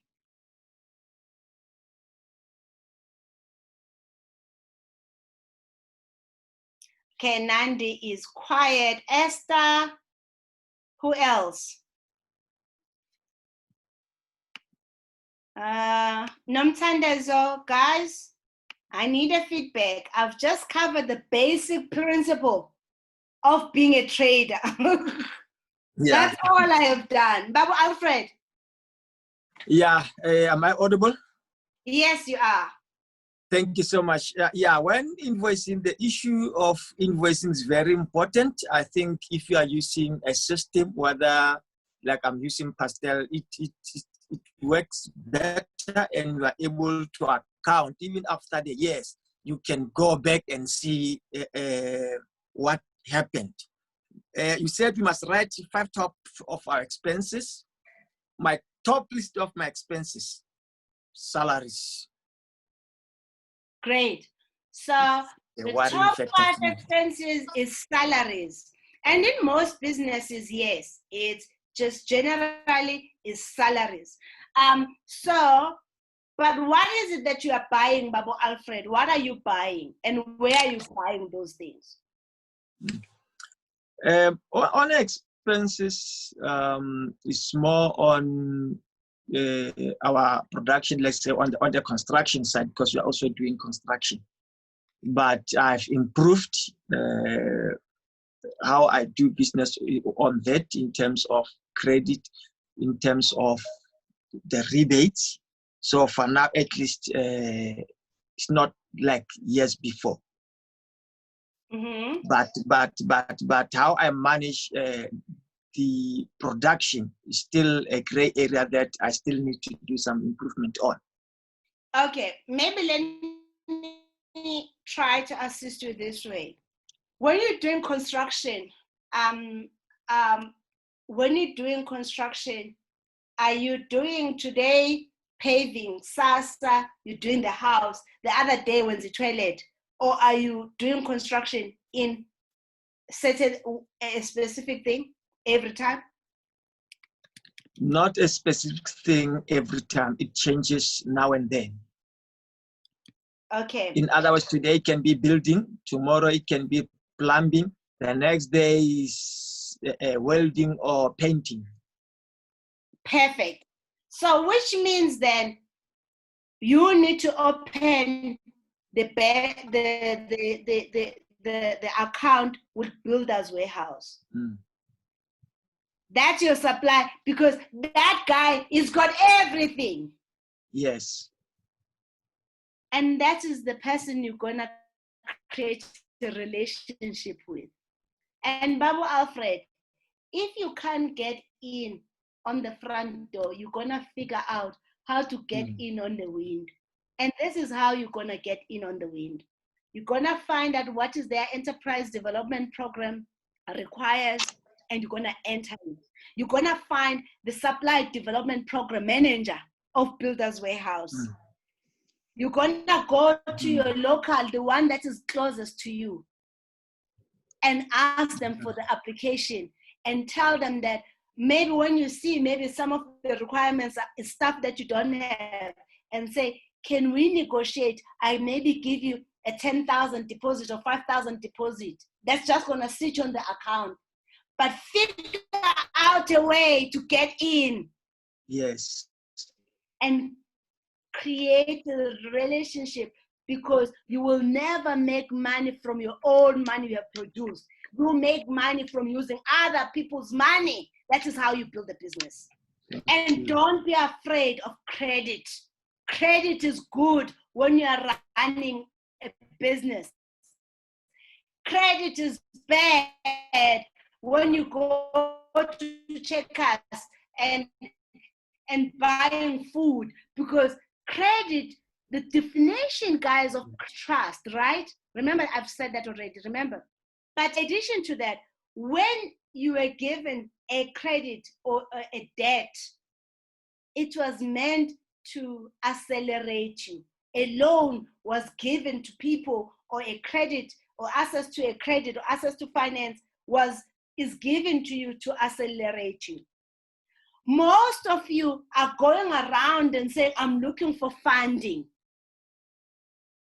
But there's nothing to fund.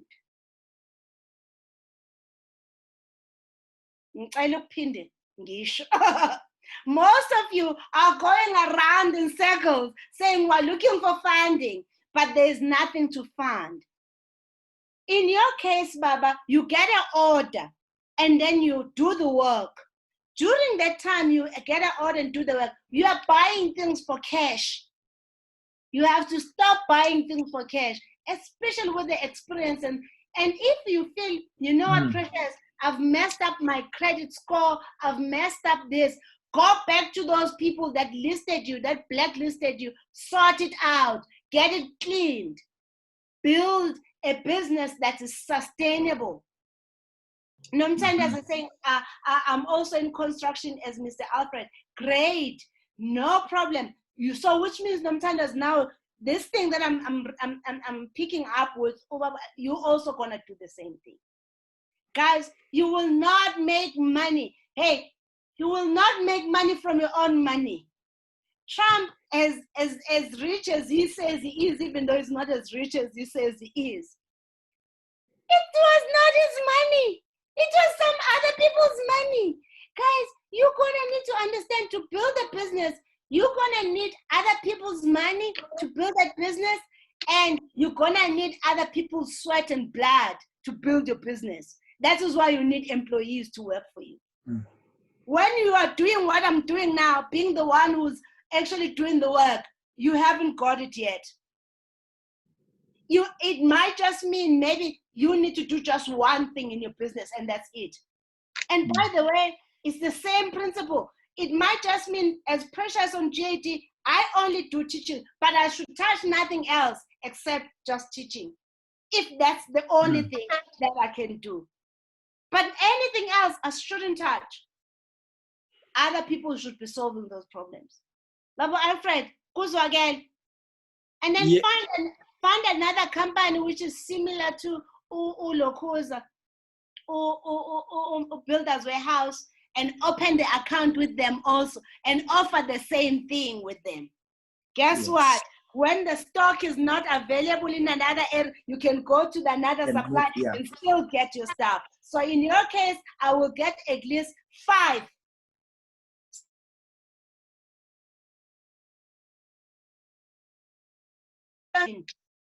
But you can actually take your deal with Builders Warehouse, that deal, and give it to the other company and say, if a Builders Warehouse can give me a credit of 10,000, you should give me 50.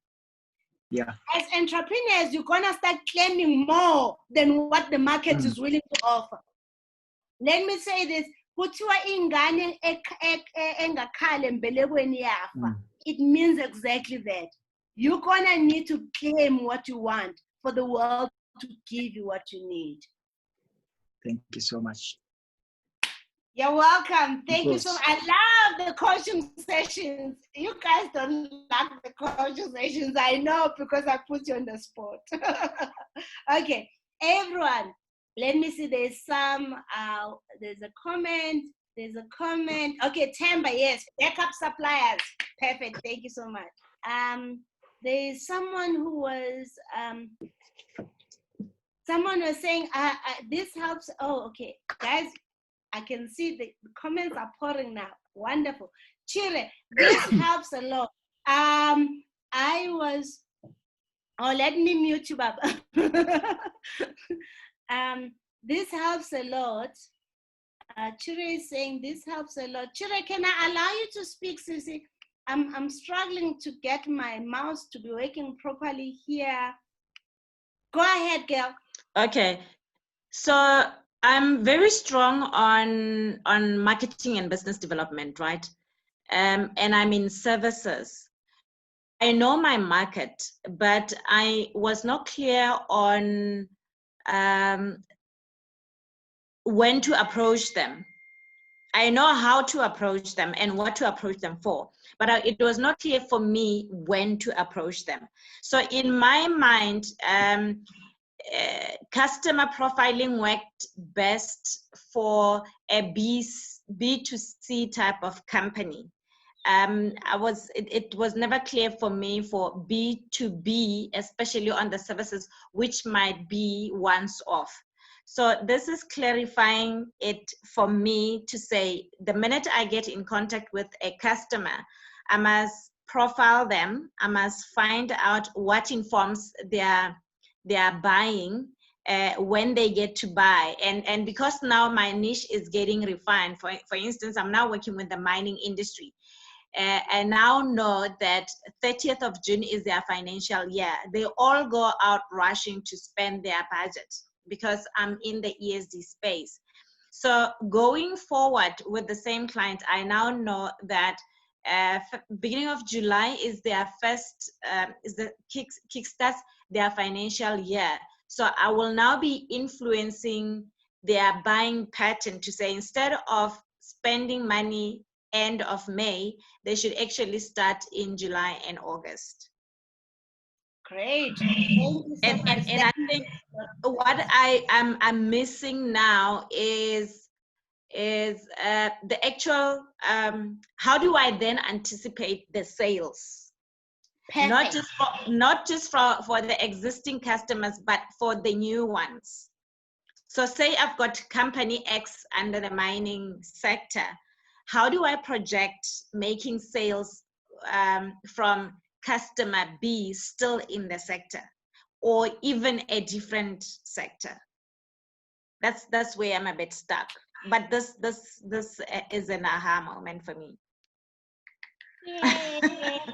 Great. Thank you so much. Okay, so let's go back to the question that you're raising. So when you're doing the customer profile, Your aim should not, or even discussing with the client, the aim should not be to sell. Okay, yes. The aim is to be, I want to find out your work environment. What are your restraints? What are your problems? And how do you solve them? And when do you solve them? What's your reporting? Da-da-da-da-da. I mean, there's a whole list. Okay. Do you see, at that time when you're discussing and talking to them, you will then figure out what are their processes and systems, including who signs off on what and then provide what. From that, you will then ask questions that, so for that specific project, last year, how much did you spend? Okay. How many entrepreneurs did you support? Okay. From that, do you see I've already somehow worked out the price? How long was the program for? Okay. That is going to automatically give you the timeline, including the fee you should be charging, including the number they are willing to take. Okay. I should run a sales coaching session. That's what is needed. That's what we need as entrepreneurs, sales. Yes, sales. Okay, so what I am saying, Sisi, is that go in with a note in mind and figure out a way of just engaging with the person. Just and I promise you, when they say sales or marketing, actually sales is questions. You don't say anything, you just raise a question. Oh, nice. Okay. How long was the program? What was your what do you look for? Do you have ED or do you have only just supplier development program? How do you feed your supplier programs? What's your minimum requirement for screening? Who do you like to bring on board? Which commodities are you buying the most? Which one are you struggling with BE? Okay. I promise you, as you engage, remember you're prompting and asking questions so that they can tell you their problems. Your role as a consultant is to solve their problems. Yes, I see. So that when you are now sending the proposal, you're only touching on the problems they've raised with you. Okay. And guess what? I promise you, that proposal is not going to go to the dustbin. Okay. That's a proposal. And the proposal can be even 5-page. But never in a proposal, you don't include the price. Okay. Yep. They have to like what you're saying first. Rather than meet them to their needs. And so then when they have said they like, then you say, how much are you willing to pay? Okay. And you've already benchmarked, remember, from last year already when. And then you charge. Okay. Okay, good. Thank you so much. Thank you. Thank you. You're welcome, girl. Nomtandas.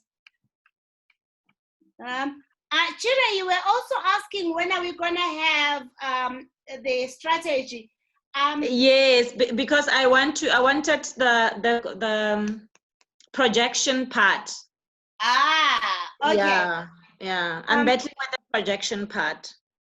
Okay, so the projection part comes from a customer profile. So you, first of all, you are in the mining sector, have a list of your target market, which is your mining companies.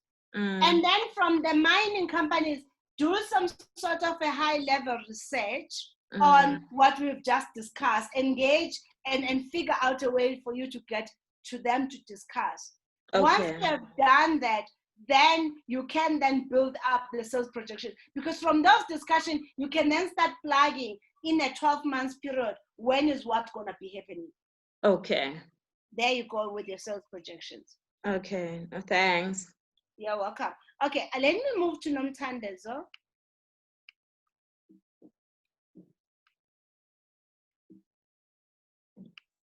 Okay. Gang wants to talk. Please go ahead, Sisi. Unplug yourself. Unmute yourself.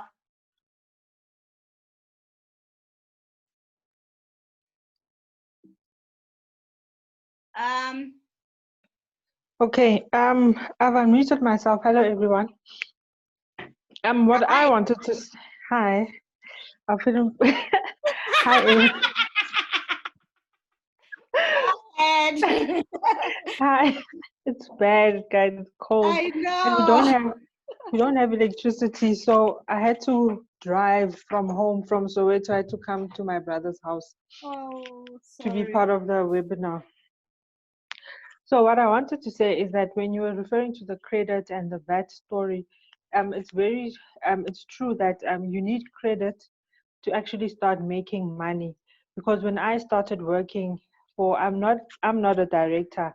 I know, Precious, you said to me I'm the business manager.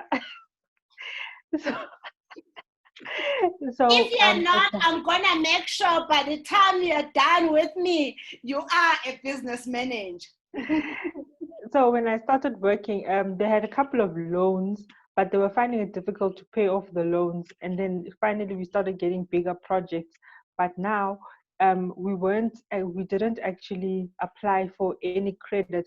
And a lot of the people, so just to give everyone a background, we do marine ship repairs and ship maintenance, which requires a lot of money in terms of the machinery as well as paint. For example, you can get, when you have to buy paint, you can spend up to 300,000 Rand on paint. And it was difficult to actually get and to build that trust that we will pay you back, we will pay you back. So it's important to have credit, even if you start by applying for credit for 50,000 from some of your suppliers. You need to start somewhere so that you start building trust with them. Because without that, one day you are going to get your 2 million project, but then nobody's going to want to give you credit because we didn't even have a history of credit. It was so hard. It took a lot of convincing, and the longer it takes to convince, the more time goes, each day goes, and you only have they gave us 30 days to work on the ship in dry dock. So it's very important that you apply for credit, even though we grow up thinking that, and we are told that credit is bad. Don't take out credit. But what Precious said is right in that you must only don't take out credits for checkers and macro. Okay, maybe not macro, but then you take out for the right things that you will see that this is what I have, and you actually building yourself a profile. So I'm busy with the credit applications as well at the moment, so that I know that there's always somewhere where I can go when I need paint, when I need a big machine to work on the ship. Thank you.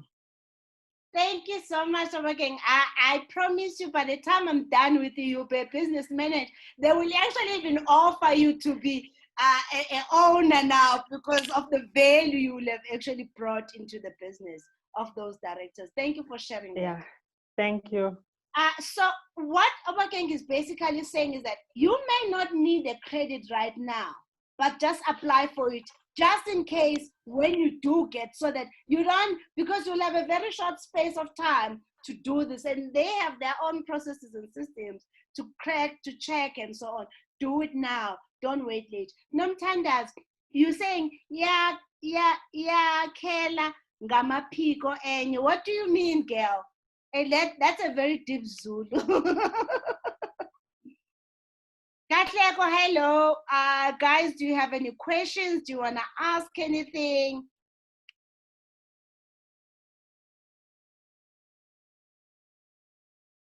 Someone was asking, sorry, I missed, there's a question here that was asked by Samsung Gallery S7, I think Unomtandas. Oh no, it's not Unomtandas.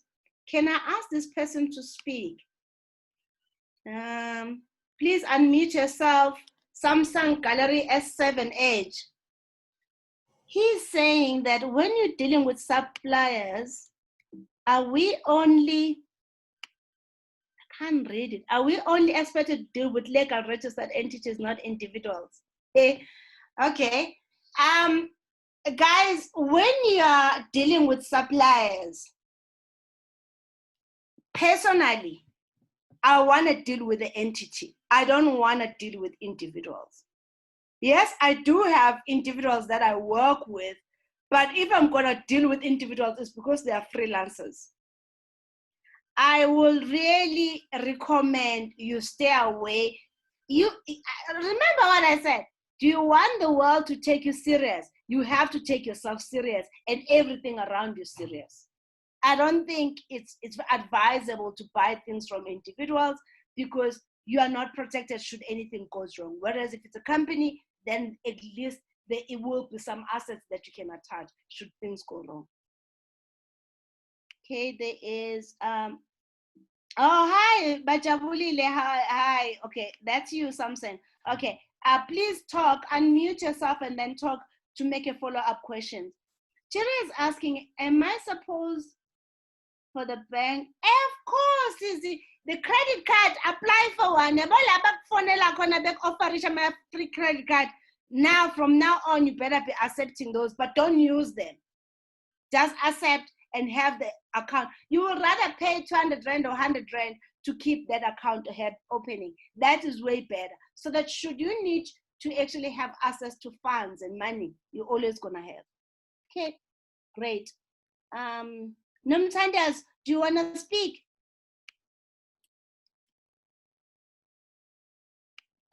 Please, I have unmuted you.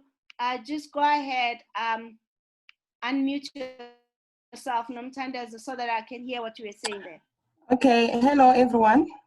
Hi. The only thing that I was saying, I was only reiterating what you said, that you need somebody else's money to make money. So Yeah. you've really explained credit in a different angle. I was also scared of credit, but now I understand with how is credit good for the business. So yeah, thank you very much. And I think it's because the way credit has been introduced to us was through our personal expenses, personal issues. Just remember also that there is a good credit and there is a bad credit. A good credit is the one where you get 100 Rand to make 200 Rand. That's a good credit. A bad credit is the one that you're gonna get 100 Rand and get 0. Or you're gonna get 100 Rand and get another 100 Rand. That is a bad credit. A good credit is the one that you are accelerating your growth. You are building yourself. It's because the return on that 100 Rand is gonna be at least minimum ×2. Just remember that. For any debt that you get, it has to be at least ×2 what you are actually going to be bringing back. Credit is good. You were taught that credit was bad is because of the language, and also it's because people go to Edgar's to buy clothes. People go to Woolworths to buy food with credit. That is bad. That is a bad credit. In business, you build your business by getting people to work for you. By the way, when your employees are working for you, they're offering you credit. Do you know that? They're offering you credit because you will only pay them after they've done the work. Your suppliers are also giving you funding. That's a credit when they're saying pay after 30 days. Same thing. But you will only build a business when you use other people's skills and expertise and you use other people's money. That is how you build a business. That's it. Okay, good. Guys, anything else? Anything else?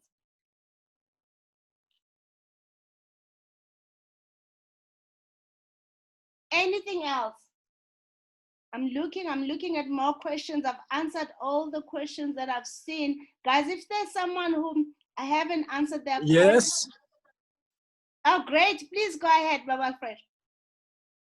Yeah, can you help us with the issue where you have a credit facility with a supplier, but I find it on the issue of rebates when is the year end that we have bought this much and they must give you something. I find that sometimes with the change in management of like chain stores, sometimes when it comes to this, they will tell you are short with maybe 20,000 for you to be able to get your rebate. How best to manage that? I think the best way to manage that is to actually have a constant communication so that it allows you, when they change policies, you are also informed. Consistent communication. If I was you guys, every quarter I will touch base with my suppliers. One, either negotiating to increase the credit, or finding out, are they launching any new product, or finding out, are there any specials that they intend to have, or promotions and stuff. Just keep the relationship. Understand that you have to maintain a relationship. Business is about relationships, guys. Business is about relationships. You have to maintain a relationship. Don't just think buying from them and paying them is enough. It's not enough. So the best way, Baba, to manage that is to keep the relationship open, talk through them on those rebates, monitor now on your side, how far are you from the rebate? And the moment you come closer to that, send them a notification and say, please note, I'm closer to reach my, can you confirm that your policies and procedures have not changed? Okay.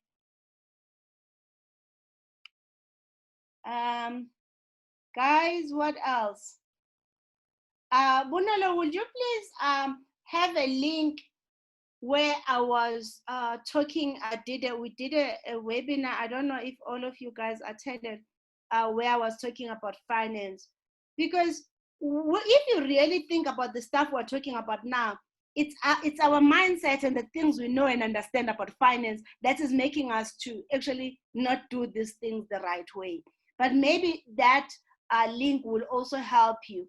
And guys, again, when you go to YouTube, like the stuff, share the stuff in your platforms, and invite more people to actually do that so that we can post more. If we're not going to have more people liking it, then there's no point for us to keep on posting. You know, what's the point? Because it means it's not helping you guys, right?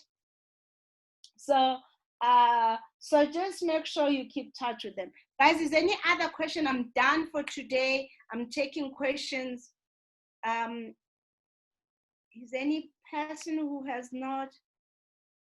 Guys, please also do the evaluation. We're finished with you now on this program. I know there are people who are interested for, here's that masterclass on SMME, but that I don't want the masterclass for SMME. I want the one where we recently did business administration and finance. Bonolo, that is the one that I needed to add in there.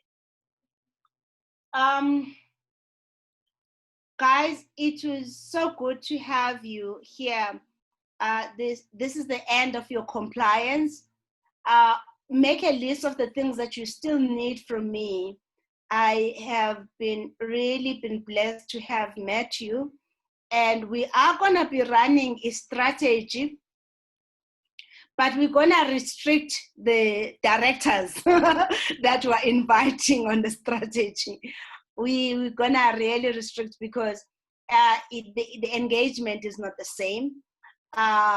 Because we are also looking for people that want to have advisory boards. That's the purpose of why we wanna have that strategy. We are almost finished. We are finished with the product. We have already tested it and piloted it with about 5 entrepreneurs who want to increase the pilot. So those who are interested, we will actually be in communication, continue reading our emails. We are going to run the trust program now for the other session, but for the trust, guys, you only qualify for the free on one component. You don't qualify for other components. So because you've done compliance, you won't then qualify for the others.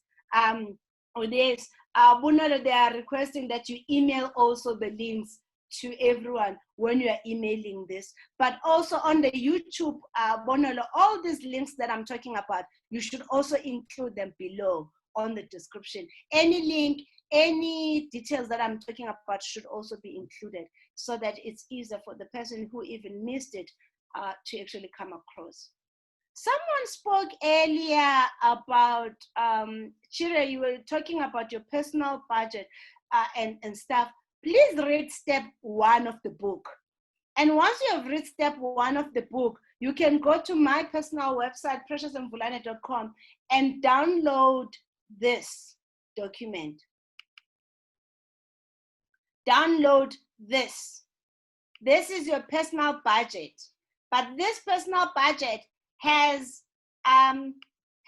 been linked to your annual, so that when you enter stuff in here and say maybe a bus fare was maybe that amount, it automatically comes on here.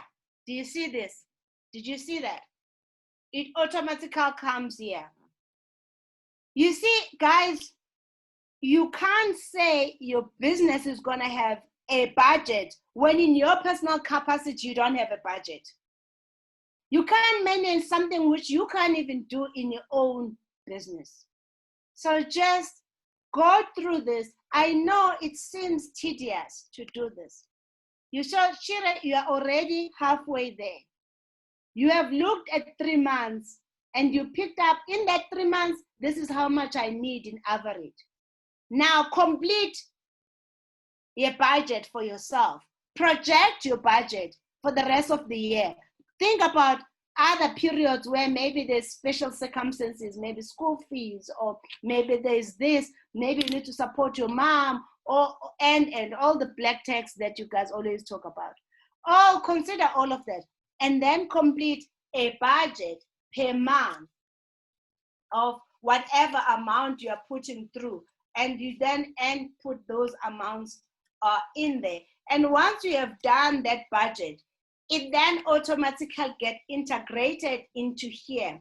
Then you can now start looking at what am I spending per month versus what I'm spending per year, and where can I cut to trim the fat, and how should, because now you can finally have a fee, or should I say a total amount, which you say, my business need to pay me this, so that you can stop putting your hands in the wrong cookie jar, transferring the money between yourself and cash withdrawals and all that. Okay, enough with that. Okay, I hope this tool will also help you. It's linked.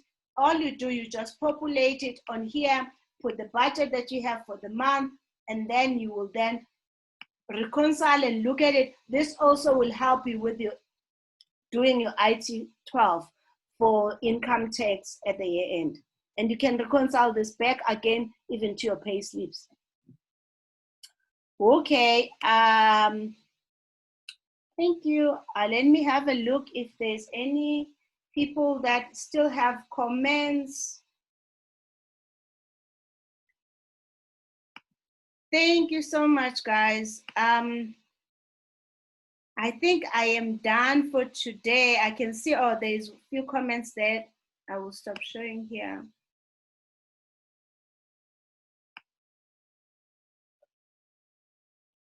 Oh, Lindra is asking, how do we get the book? Oh my goodness. Okay.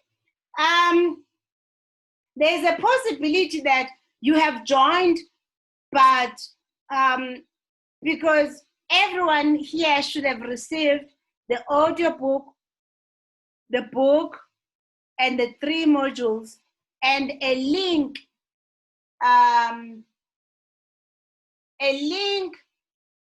of all the templates that I've mentioned. Okay, the link and for all the template. So maybe Bunolo, Leandra can share. You can share. Leandra, please maybe leave your contact details, because there's a possibility that we don't even have your BE certificate, because guys, everyone who's here should have provided a BE certificate. We should have done a profile with them And also, so if that has not been done, because after we have done that, we then email with the staff. So Leandra, please share your email, your number, so that the office can contact you. Please share your number privately, not with everyone, just for privacy also. Okay, and those who bought the book before, like Baba Alfred exists, then they are sorted also. But you now have a PDF. I'm looking down. Thank you, Nomtandas. Thank you. Oh, thank you guys so much. Here's the evaluation. We're also gonna send you guys the quiz for you to actually complete and do for both the Tamba, the old quiz, and then today's quiz, and another one for both the employer, the trader, and also the others. Thank you so much, guys. I think I'm done for today. God bless. It's 12 o'clock. I've taken more than what I should have, but it was good to have you. Perfect. Thank you so much. The team will contact you, Leandra. Denise, take the number. Guys, thank you so much. Please remember, we appreciate you. We appreciate the time. We honestly believe when we grow you, we will also grow. We will be in contact with everyone to just follow up and find out through our emails, our newsletters. We will then follow up also on few people that have indicated certain things that maybe we can assist. Remember to put your action list on the group so that we can help you with templates. I don't want to just dump the templates. I used to do that and give you everything. People get overwhelmed. I would rather you send through what your action, and then we send you the template. And the ones that I mentioned here, I will also put. Make sure we are on the member site and you can download all the modules also. Thank you so much. Bye. Thank you.